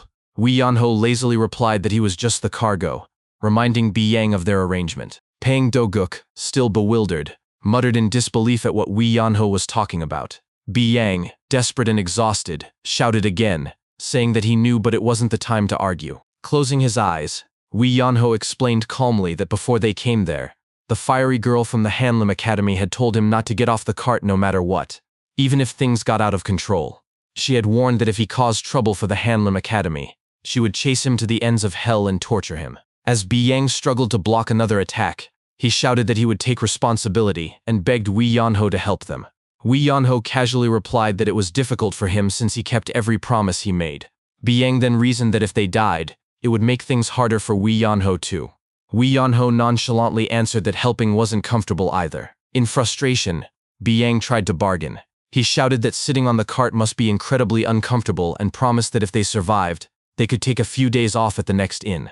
Wei Yanho curiously asked how many days, and Biang replied 2. When Wei Yanho asked if food was included, Biang shouted yes, begging him to help and calling him a lazy turtle. The fighting around them paused momentarily as even Pang Do-guk stared blankly at their ridiculous exchange, wondering what kind of conversation was taking place in the middle of a life-or-death battle. At last, Wei Yanho stood up and picked up a small chest, declaring that Biang had promised. Still pinned down, Biang shouted back that he did. Wei Yanho opened the chest, revealing that it was filled with bowls. Without hesitation, he grabbed several and began throwing them at a blinding speed toward the Green Forest members. One by one, they were struck down and collapsed to the ground. Pang Do-guk's jaw dropped as he watched the spectacle, unable to comprehend what he was seeing. Even the leader of the Green Forest stared in horror, trembling as he thought to himself that the man before him was a true master. Wei Yanho then dropped from the wagon, landing behind Pang Do-guk. He walked up to him and addressed him directly, calling him out for bringing the enemies there. He scolded Do-guk, saying that if he had even a shred of conscience, he should at least try to be useful. Wei Yanho continued, reprimanding him for dragging the enemy there, failing to fight properly, and nearly getting killed while daydreaming. He pointed at Do-guk and lectured him on his fighting style, explaining that his weapon was a broadsword, strong and heavy, but slow. Wei Yanho asked why he would swing such a slow weapon first when fighting multiple opponents, sarcastically questioning whether Do-guk intended to kill 2 enemies and die with them. Standing straight, Do-guk shouted nervously that he understood. Wei Yanho continued his lecture, telling him to wait for an opening or go all in to ensure he took at least one opponent down. Do-guk quickly agreed, addressing him respectfully. Wei Yanho then scolded him again, asking why he had wasted his powerful technique by swinging it in the air. He suddenly snatched Do-guk's saber with a swift motion, stunning Do-guk, who couldn't even react. In awe, Do-guk realized that Wei Yanho had disarmed him before he could blink. Wei Yanho then began demonstrating the same technique, explaining that this was what Do-guk had attempted to do earlier. Do-guk froze in disbelief as he recognized the technique, the 5 tigers severing blade, and wondered how Wei Yanho could possibly know it. Wei Yanho pointed at him again and emphasized that against multiple enemies, he needed to swing faster, even if it meant his sword energy weakened. He shouted that if Do-guk was struck, he would die anyway, and Do-guk immediately agreed. Wei Yanho continued explaining that depending on the situation, sometimes one must go lighter and faster, while other times slower and stronger. At the front, the Green Forest leader trembled in terror as Wei Yanho demonstrated the attack before him. Wei Yanho turned again to Do-guk, demanding to know why he couldn't understand something so basic. Sweating nervously, Do-guk apologized, though he couldn't comprehend why he was apologizing to him. Wei Yanho handed the saber back and ordered Do-guk to do it properly this time. Trembling, The Green Forest leader watched from the front as Do-guk took his stance. Do-guk closed his eyes and focused, telling himself that he only needed to reduce the amount of energy he used to move quicker and cleaner. When he opened his eyes, he shouted that he was ready and told Wee Yeonho to watch him. Before he could execute his technique, the Green Forest leader screamed in fear and ran away toward the forest. From the top of the wagon, Wee Yeonho sighed in frustration, muttering that the whole situation was hopeless. After some time, they finally reached their destination. Wee Yeonho bowed toward Gok Byang and expressed his gratitude, saying that he had traveled comfortably thanks to him. Byang bowed in return, telling him there was no need to thank him since he had been paid for his services. Wee Yeonho jokingly asked if Byang intended to thank him only with words, causing an awkward silence. Realizing it, he quickly retracted his words, saying he was joking and that he would just get the rest of the payment from paying Do-guk later. Curious, Byang asked why Wee Yeonho had been so cold to Do-guk, saying that he had treated the man as if he were cursed. Wee Yeonho's tone hardened as he responded, calling Byang old man and saying that if he hadn't been there, they would all be dead because of Do-guk. Byang reasoned that the young man had something important to deal with and had acted out of chivalry. Wee Yeonho scoffed at the word chivalry, questioning whether it was acceptable for others to die for such ideals. He recalled his master's words, that there was nothing more foolish than risking one's life for something unrelated. His master had taught him that he had to survive first if he wanted to help others. He continued, saying that while some people valued righteousness and causes, if achieving those meant others had to be sacrificed, then the cause itself was meaningless. For him, he needed to be happy first before others could be happy. Helping someone at the cost of everyone else's lives was not worth it. He pointed out that helping Do-guk would have also caused huge losses for their escort group. Byang replied that they would be compensated for the lost goods, and that the escort bureau was sending reinforcements. He added that the matter with the Green Forest would soon be handled by the Murim Alliance. Hearing this, Wee Yeonho nodded, saying he was glad everything would be resolved, and politely bowed to Byang, wishing that they might meet again someday. Byang doubted it, saying he didn't think that would happen, but Wee Yeonho laughed it off, telling him not to say something so ominous before walking away and bidding farewell. As Byang watched him leave, he crossed his arms and sighed to himself, thinking that if Wee Yeonho were just a bit more diligent, he could accomplish great things. Sometime later, Wee Yeonho stood before a large building and murmured that he had finally arrived. The sign read, "Lustful Handgrounds." Elsewhere, at the Guangdong Wee clan estate, Wee Yeonho's mother, Sang-ah, looked troubled as she spoke to her husband, Wee Jong-han. She asked if he still hadn't found their son. Wee Jong-han reassured her that Yeonho must still be alive somewhere. Sang-ah whispered her son's name softly, wondering where he was. Just then, a servant named Jo Bang rushed into the room, calling out urgently to the patriarch. Wee Jong-han demanded to know what was happening. Jo Bang shouted in excitement that a letter had arrived from young master Wee Yeonho himself. Wee Jong-han's eyes widened at the news, and he uttered his son's name in disbelief, his voice filled with emotion. Elsewhere, under the quiet glow of moonlight, Nok-gi lay sideways in his chamber, his head resting against his hand as he gazed ahead in deep thought. The faint silver light spilling through the open window illuminated his expression, a mixture of irritation and cold contemplation. He clicked his tongue sharply and muttered that even such a simple plan had failed. With a tone edged in disdain, he asked whether his son had truly been so afraid to die. Before him, kneeling with his head bowed deeply, was his son, Nok Mokpung. His voice trembled with contained frustration as he replied that he had not been afraid of death. If he had died at Yi Huangya's hands, he said, then his death would have at least carried meaning. However, he had been forced to fight someone else, and perishing under that man's blade would have done nothing to harm Yi Huangya. He declared that he did not fear dying itself, only a meaningless death. He wished to offer his life only when it had value, when it could serve a true purpose, especially before his father. Nok-gi's cold gaze did not waver. His tone hardened as he reminded his son that he did not keep useless dogs by his side. If Mokpung wished to remain near him, he said, then he must at least be capable of fetching a bone. Mokpung's shoulders tensed as he lowered his head even further. His voice grew firm with determination as he shouted that he would remember his father's words. Nok-gi dismissed him with a wave of his hand, ordering him to leave. Mokpung stood, bowed once more, and respectfully answered before departing.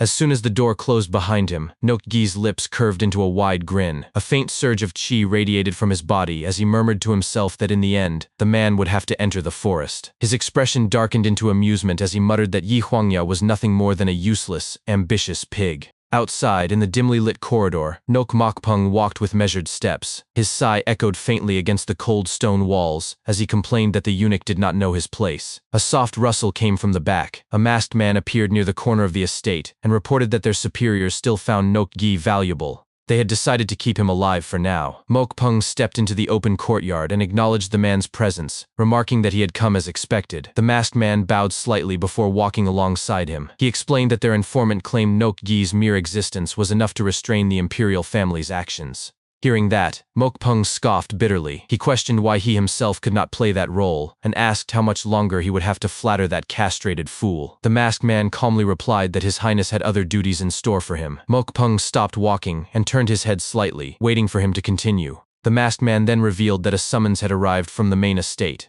Mokpung was ordered to return immediately. A smirk spread across Mokpung's face. He lifted his chin toward the sky, spreading his arms as if welcoming freedom itself, and laughed. At last, he said, he could finally rid himself of this wretched disguise. His voice lowered into something almost gleeful as he declared that Nok Gi would be discarded once his usefulness ended. Until then, they would leave him be, but once it was over, everything Nok Gi possessed would belong to him. His tone turned reflective as he added that it seemed the imperial family was in no particular hurry. He then asked what his brothers were doing these days. The masked man responded that he was unsure, but he had heard they had recently shifted their attention from the Confucian faction to meddle with the medical clan. Mokpung muttered thoughtfully about the medical clan as he stared into the distance. Meanwhile, in another part of the city, Wei Yuanho sat inside a modest establishment known as the Lustful Handgrounds. Across the counter, a man looked up from a piece of paper and informed him that he had come to the wrong place. Confused, Wei Yuanho asked what he meant. The man explained that the document he held was a letter of recommendation for the sacred handgrounds, not their establishment. Wei Yuanho blinked in disbelief. In his mind, he recalled Mun Yuhuan's words, the man who had given him the letter. Yuhuan had told him that if he wanted to join the medical clan, he should go to the sacred handgrounds in Hobok, a place renowned throughout the land for its healing arts. Yuhuan had mentioned knowing the current hallmaster personally, and had assured him that showing the letter would guarantee a warm welcome. When Wei Yuanho asked hesitantly if this wasn't the sacred handgrounds, the man nodded but clarified that while their place bore the same name, it was not the one he was looking for. He told Wei Yuanho to cross the street, head down the alley, and he would find the other sacred handgrounds there. However, he added cynically that Yu Huanho probably wouldn't find anything worth his expectations. Later, Wei Yuanho walked through the streets, glancing down at the recommendation letter in his hand. He sighed, realizing he had come to the wrong place. Just then, a desperate voice nearby caught his attention. A man was kneeling in front of a physician, begging him to save his wife. His voice cracked as he promised to repay the money, and pleaded that if they didn't help, his father would die. The physician simply waved him off coldly, saying that without money, there would be no treatment. Watching the scene from a short distance, Wei Yuanho frowned. He thought bitterly that he had always believed the medical clan's duty was to save lives, yet even they had turned their backs when faced with poverty. In the end, he thought, everything came down to money. Turning away, he resumed walking and muttered that the directions said to cross the street and head down the alley. He stopped when he noticed a wooden sign on the ground reading Sacred Handgrounds. He nodded, concluding that this must be the place. Standing before the entrance, he hesitated and wondered aloud if this modest building could really belong to a 500-year-old medical clan. He pushed the door open without knocking and called out, asking if anyone was there. From behind a corner, a young boy appeared and asked what brought him there. Wei Yuanho explained that he had business with the head of the household and asked if the head was present. The boy replied that he was.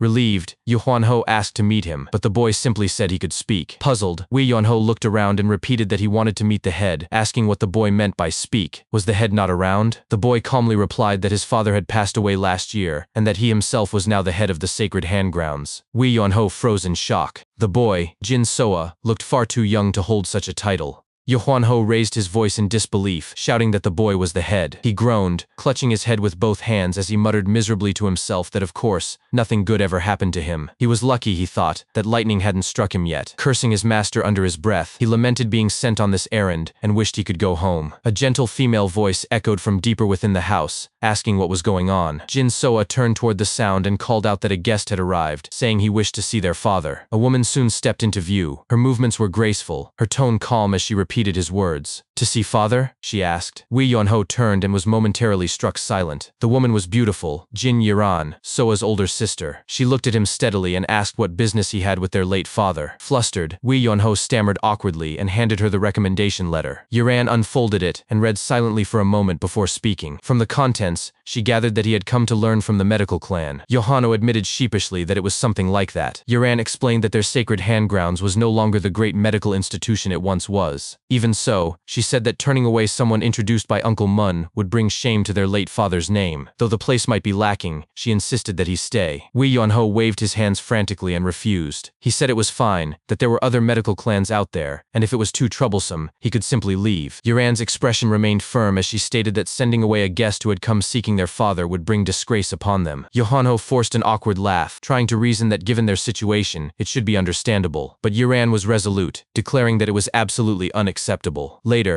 Yohano sat inside a small guest room, sighing deeply. He thought regretfully that he should have been more cautious the moment he heard that his recommender was close friends with that stone-faced scholar, Mun Yohuan. Still, he told himself it was a physician's household. Surely he could endure a short stay. He lay back with a resigned sigh, only to hear a gentle knock on the door. When he answered, the door opened to reveal Jin Yiran carrying a tray of steaming food. She smiled politely and said that she thought he might be hungry, so she had prepared his meal first. It was not much, she said, but he should eat plenty. Wei Yonho's eyes widened at the sight. The food looked rich and plentiful, enough to feed him for 3 days. He muttered in awe under his breath. As Yiran turned to leave, he called out quickly, asking her to join him. Yiran shook her head with a soft smile, saying she had already eaten and that he should enjoy the meal without worry. When she left, Yohanho's excitement faded. He looked at the food again and thought that perhaps they weren't as poor as he had assumed. Moments later, faint whispers reached his ears from just outside the door. Jin Soa was speaking to his sister, asking how she had managed to get all that food. Yiran hushed him, reminding him that their guest was eating. Soa insisted that he couldn't hear them from that distance and pressed further, asking where she had bought everything since they were out of rice. Yiran scolded him, saying that men should not meddle in household matters and should focus on their medical studies. Soa grumbled softly that it was hard not to worry. Then, his voice rose as he brought up her necklace. Yiran replied that she had put it away for now. Soa protested in disbelief, shouting that she had never once removed their mother's keepsake and asked if she had sold it. Wei Yonho froze, his eyes widening as he heard the word keepsake. Yiran whispered that she had merely pawned it at the Silver River Exchange and would retrieve it when times improved. Soa argued that pawning their mother's keepsake for a single meal was too much, even for a guest. Yiran's tone sharpened as she demanded to know what he was saying, asking if he expected them to treat someone who came seeking their father with disrespect. Inside the room, Wei Yonho sat stiffly with an awkward smile. Looking at the untouched food, he muttered that he couldn't bring himself to eat it now. Just then, the door opened again, and Yiran re-entered with concern on her face. She bowed slightly and asked if the food was not to his liking, offering to bring him something else. Yohanho panicked and shouted that it wasn't that. He loved the food. He immediately began eating, though his thoughts raced, wondering if there was some way to turn the meal back into money. The next day, he wandered through the street clutching his stomach, feeling overly full. He burped and grumbled that he had ended up eating everything after all. Despite that, he couldn't stop thinking about how that woman had gone so far just to treat him kindly. Stopping before a building, he looked up at the signboard reading Silver River Exchange and muttered that this must be the place. He entered, and a clerk bowed, politely asking what brought him there. Yohanho replied that he was there to retrieve an item. The clerk led him inside and inquired what sort of item it was. Yohanho said he was there to reclaim a jade necklace that had been pawned that day by someone from the sacred hand grounds. The man nodded and invited him to sit. After checking his records, he smiled apologetically and explained that the item had not been sold. It had been pawned, so he could not return it. The man was He Daebung, the branch manager of the Silver River Exchange. Wei Yonho leaned forward and identified himself as someone from the sacred hand grounds. Daebung studied him curiously and said that he didn't recall seeing him before. Yohanho answered that he had only arrived the previous day, then placed a small pouch of silver on the table and asked if it would be enough. Daebung opened the pouch, counting the coins and silver taels. He hummed thoughtfully before saying that it was not enough. Yohanho argued that there were more than 2 taels of silver inside. Daebung calmly explained that while the young lady had borrowed 1 tael of silver, their policy required 3 times that amount to reclaim a pawned item. If it wasn't retrieved within 3 months, the owed amount would triple again. Yohanho scowled, saying that it sounded like usury. Daebung smiled faintly and replied that it was merely the rule of the exchange. If he disliked it, he was free to sell the item instead. Realizing the hopelessness of the situation, Yohanho sighed, closing his eyes in frustration. He thought bitterly that the sacred hand grounds, already worried about running out of rice before pawning the necklace, would never be able to get it back. Yiran, he realized, must have known that when she handed it over. After a moment, Yohanho reached into his pocket and asked if the exchange accepted items as collateral. Daebong nodded, explaining that they could lend 3 times the borrowed amount and that the repayment period would be 3 months. Yohanho then placed a small item on the table, a short golden sword given to him by Li Huangya, and requested a loan based on its value. He said confidently that it was made of pure gold and should fetch a good amount. Daebong examined the sword carefully and agreed that it was indeed solid gold. He said that for something of that quality, he could offer 1 tael of gold, though repayment would require 3. As he looked closer, Daebong's expression suddenly changed. His eyes widened in alarm as he noticed a seal engraved on the sword, the emblem of the office of the inspectorate. Wei Yunho's sharp gaze locked on him immediately. His voice turned calm and deliberate as he repeated Daebong's earlier words. 3 taels of gold, was it? Daebong's face went pale. He trembled visibly, realizing the danger of what he had just seen. In a low, fearful whisper, he muttered to himself that he was doomed. Elsewhere, a man bowed deeply before an old figure and reported that there was a problem. They had failed to take over the palace.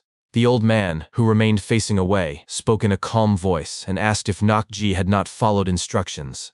The man behind him explained that the royal inspectors had stood so firmly in opposition that Nakji's influence had diminished considerably. Because of this, he suggested that they might have to abandon the entire plan. The old man gave a quiet response, simply saying that he understood. The man hesitated for a moment before adding that there was another smaller issue involving the Green Forest. During their attempt to seize it, the Hubi Peng clan had become involved. The old man turned his head slightly and asked if the Peng clan had realized their intentions. The subordinate bowed and answered respectfully that it did not seem so. According to him, it appeared to have been the Orthodox Murim alliance, not the Peng clan themselves, who interfered. He added that they seemed to have mistaken the situation for a mere bandit raid rather than a large-scale scheme. Turning fully now, the old man spoke with composure, stating that all kinds of problems were bound to occur during the execution of a grand plan, and that the true key lay in how one resolved them. The man acknowledged his words and reported that their dealings with the physicians were proceeding smoothly, as were their other arrangements. The old man then stated that it was almost time to tie the knot. They had endured countless hardships since his retirement, he continued, but now they possessed enough power that they no longer needed to worry about his absence. Soon, they would make their return to the world and show everyone how terrifying their sword could be. At the Silver River Exchange, He Daebong had been sitting comfortably when he saw Wei Yunho's sword. The moment his eyes recognized it, he shot up from his seat, dropped to his knees beside Wei Yunho, and bowed repeatedly to the floor. Trembling, he stammered an apology, saying that he had failed to recognize him.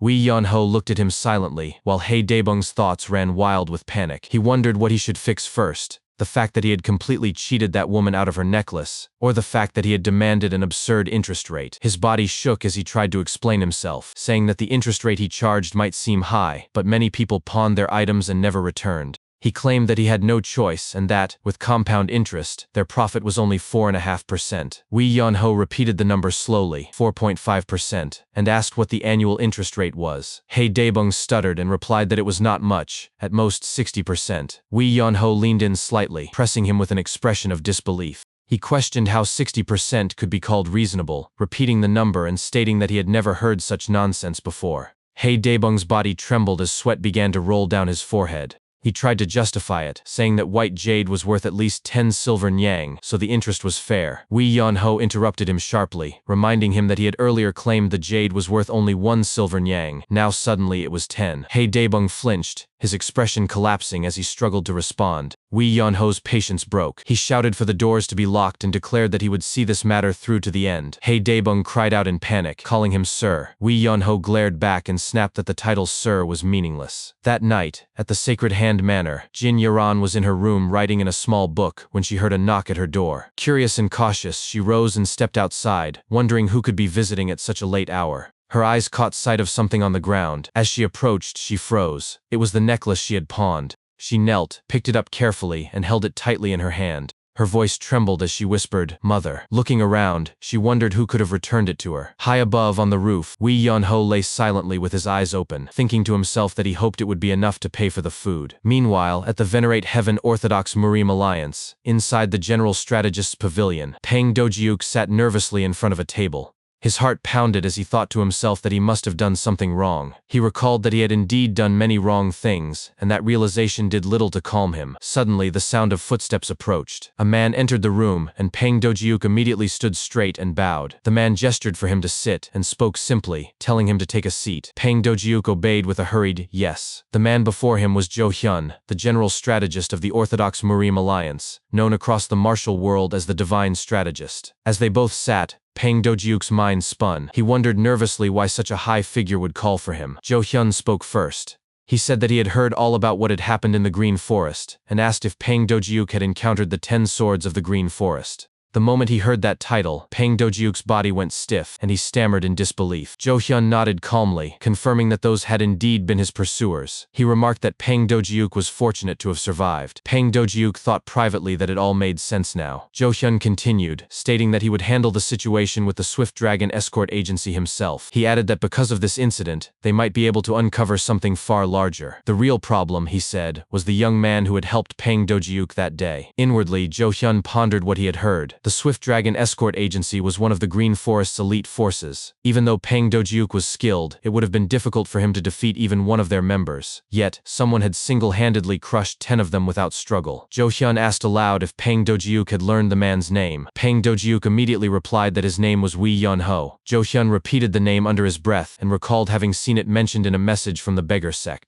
He wondered whether the second son of the Guangdong clan had truly returned. 5 years had passed, and such progress in martial power was astounding. The eldest son, Wee San-ho, had also been exceptionally skilled, and now the second son was making his mark. Jo Hyun considered the possibility that the Guangdong clan lay at the center of the chaos beginning to stir. He stood and asked where the young man was headed. Pang Dojiuk answered that he was going to the Sacred Hand Manor. Jo Hyun frowned slightly, thinking that someone who had returned after 5 years should be heading home, not toward Hubei. He placed a hand on Pang Dojiuk's shoulder and said that he needed more information about Wee Yun-ho. Since Pang Dojiuk was the only one who knew his appearance, he asked for his cooperation. Leaning forward, Jo Hyun asked if he could help. Pang Dojiuk immediately knelt, bowing deeply, and shouted that he would. In his thoughts, he promised himself that he would meet Wee Yun-ho again. The next day, at the Sacred Hand Manor, Wee Yun-ho slept quietly atop the roof. Below him, Jin Soa looked up and wondered aloud how someone could reach the roof without a ladder. He suspected that Wee Yun-ho must have some martial arts training, but, judging from his ragged appearance and lazy posture, he doubted that the man knew anything beyond the basics. His thoughts were interrupted by a loud pounding at the door and a frantic voice yelling if anyone was home. Jin Soa opened the door to find several people carrying severely injured workers. One man shouted that they were from the quarry and had been crushed by falling boulders. They had brought only those still alive and pleaded for help, explaining that they had no money. Jin Soa clenched his teeth at the sight and muttered under his breath. At that moment, Jin Yaran arrived, shouting at him to bring the patients inside. He called out to her in surprise, addressing her as his sister. She ignored his hesitation and issued quick orders, telling him to categorize the patients, send the non-urgent ones to rooms, and treat the urgent ones immediately. He responded at once, obeying her orders. Jin Yaran commanded that 2 be sent to the rooms and that hot water be prepared. Above, Wee Yun-ho stirred awake from the noise and looked down, wondering what was happening.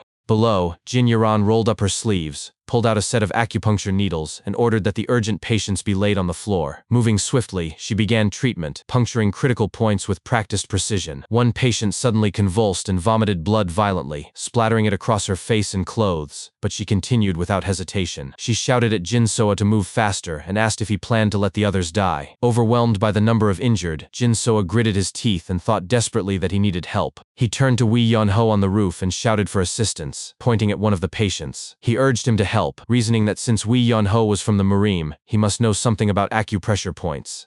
Without hesitation, Wee Yun-ho appeared beside the patient, kneeling down. He admitted that he had not learned it properly and asked what to do. Jin Soa, still treating another patient, shouted instructions for him to stimulate the Tiantu acupoint halfway and the Zhongfu acupoint fully. Following the directions, Wee Yun-ho undid part of the patient's robe and pressed his finger against the chest, muttering to himself as he did so. Foam began to form around the patient's mouth. He frowned and said that the man was reacting strangely. Jin Soa yelled, asking if he was sure he had pressed the correct points. Wee Yun-ho hesitated, pointed again, and asked if it was there. Jin Soa shouted in frustration, calling him worthless and saying that the Zhongfu point was lower. He ordered him to do it again. Wee Yun-ho sighed and said that he had warned him he was not good at this. Moments later, the patient began breathing heavily. Wee Yun-ho looked surprised and said that it seemed the man was breathing again. Jin Soa told him that the airways were only cleared, but the patient still needed to expel blood and mucus. He ordered Wee Yun-ho to inhale it with his mouth. Wee Yun-ho froze, staring at him in disbelief, and asked if he was serious, that he was supposed to kiss the old man, and demanded if there was no other way. Jin Soa yelled for him to do it or the man would die. Wee Yun-ho pouted slightly, and muttered that he only needed to clear what was stuck in the throat, and that Jin Soa could have just said that instead of humiliating him with acupoint talk. He then covered the patient's mouth and nose. Jin Soa turned and shouted in alarm, asking what he was doing. Wee Yun-ho suddenly struck the patient's chest. The man coughed violently, vomiting blood. Wee Yun-ho guided the blood with his palm, forming it into a floating orb beneath his hand. Jin Soa froze, his eyes and mouth wide in shock. Wee Yun-ho looked at him calmly and said, "Can't you tell? I'm saving a life." Elsewhere, a man was reading a letter under the moonlight in the middle of nowhere. He muttered, questioning if his mother did what the letter suggested. That man was Wee San-ho, the demon-slaying sword and Wee Yun-ho's older brother. He then began to read the letter, which stated, "My beloved son San-ho, I would love to ask about how you're doing and all, but the matter at hand is too pressing. Yun-ho is alive." As soon as he read the words, his eyes widened, and his hands trembled as he gripped his chest very tightly. He continued reading the letter. "There was a letter from Yun-ho, after 5 years. I'm sure that should lighten the burden on your chest a bit. However, he's saying that he's not allowed to come home, whatever that means. So your father and I have decided to go look for him right away. I'm sending you this letter before we leave." Yun-ho's letter came from the Kaifeng branch of the Hao sect, so we're headed to Kaifeng. After reading the letter, Wee San-ho's entire body began to tremble. He tilted his head up high, closed his eyes, and muttered to himself that his brother was alive. After a few moments, he turned around and thought to himself that now was not the time to get emotional. He noted that Kaifeng was where Jang Il was. Then, without hesitation, he leaped forward. Elsewhere, Jin Soa knocked on Wee Yun-ho's room and asked if he was sleeping. As Jin Soa entered the room, Wee Yun-ho, who was lying down on his side, responded that he was. Jin Soa remarked that it did not seem that way. Wee Yun-ho then asked how Jin Soa could be a physician when he did not even trust people. Jin Soa bowed at him and said he had done well that day and that it had been a little helpful. Still facing away from Jin Soa while lying down, Wee Yun-ho responded, questioning a little, when he had saved a whole patient. Jin Soa corrected himself, saying Wee Yun-ho had been greatly helpful. Wee Yun-ho then smiled and responded with a satisfied, all right. Jin Soa, still lowering his head, added that he wanted to know where Wee Yun-ho thought their problem lay. Wee Yun-ho asked about the problem, noting that there were so many, and asked why he wanted to know. Jin Soa explained that he wanted to restore the sacred hand manner to its former glory, which was why he wanted to hear the objective truth from an outsider like Wee Yun-ho. Wee Yun-ho then sat up, facing Jin Soa. Jin Soa sat down on a chair, and Wee Yun-ho responded, stating that while there were lots of problems, the biggest one would be money. Jin Soa questioned this, expressing surprise. Wee Yun-ho simply repeated, "Money." Jin Soa then exclaimed that medicine was the most important thing to a physician's household, and asked if money was not a secondary problem. Wee Yun-ho then told him to think about it from the beginning, asking what had brought on his household's downfall. He reminded Jin Soa that he had said the giant physician's place across the street used to be theirs. Jin Soa sighed deeply and began to speak about his father. He explained that their father was a very friendly man and did not have a single enemy. He treated patients for free, just as they were doing now, and did not take payment from the poor even if the treatment cost an arm and a leg. This was possible because they had wealth from previous generations, but the storage began running out of gold by the time Jin Soa was born. By the time he matured, it was empty. There were many physicians working at that time, so they spent a lot. However, that debt was not crushing since they brought in quite a bit of money thanks to their skill and fame. But Jin Soa thought that at some point, his father realized that his method was not sustainable, so he thought of a way to repay the debt. Wee Yun-ho then spoke, asking if his father was scammed or assassinated. Jin Soa responded, calling that kind of talk nonsense and suggesting that Wee Yun-ho had read too many novels. He then lowered his head and hesitantly spoke, saying that his father had found a way to gain a lot of money in a short time at a very high risk.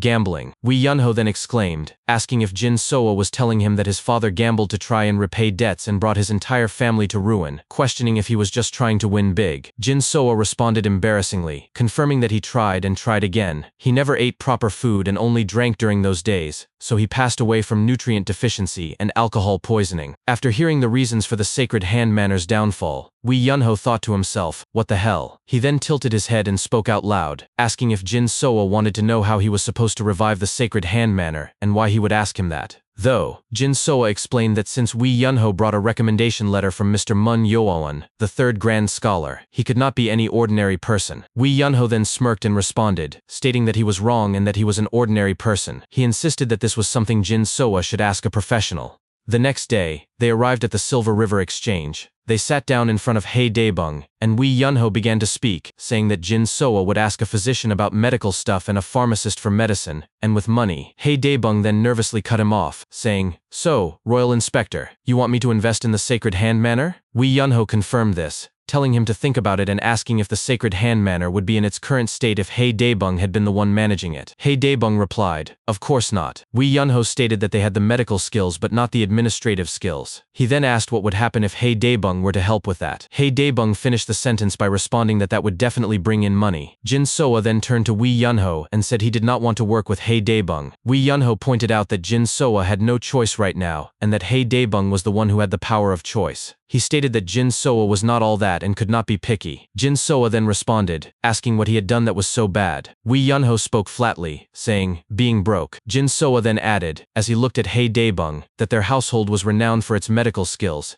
and he questioned working with a loan shark. Hearing the words loan shark, Hei Daebung snapped at the youth, shouting, "What? Loan shark?" He angrily pointed out that Jin Soa's family were the ones who blew away their money like nothing and that at least he knew how to popcorn his money. Wee Yunho then interjected, asking if Jin Soa thought he had dug up that fame from the ground and where he thought it came from. He asked if Jin Soa thought the Sacred Hand Manor would have lasted so long if they had given out treatments for free as he was doing now. He noted that Jin Soa's former pavilion was really fancy too, and that the ancestors Jin Soa was so proud of all received money from their patients, which was how they were able to build such a grand pavilion. Jin Soa then turned to Wee Yunho and asked if that was true. Wee Yunho emphatically replied, "Of course." He insisted that Jin Soa had pride in his family in the first place because they were a famous medicine household, so he needed to bring in money. He also needed to have a grand pavilion so that people would think, ah, they did really well in their career. He pointed out that all the really famous physician households were all rich. Hei Daebung agreed, pointing out that they were immensely wealthy and that patients were not sparing with their money when their lives depended on it. Wee Yunho then turned to Jin Soa and said, "See?" Jin Soa responded with an ah, then pouted and thought to himself that he had thought medicine was about the people. Later, back at the Sacred Hand Manor, Wee Yunho covered himself up with a blanket as he lay down. He began to recall Jin Soa's expression earlier and thought to himself that he had been too straightforward and that Jin Soa had been really down since then. He then dismissed the thought, deciding it was none of his business. Then suddenly, an ear-shattering voice echoed through the entire manor that jolted Wee Yunho up. The voice shouted, "I told you to come." He then sharpened his eyes and thought to himself, "What? What's going on now?"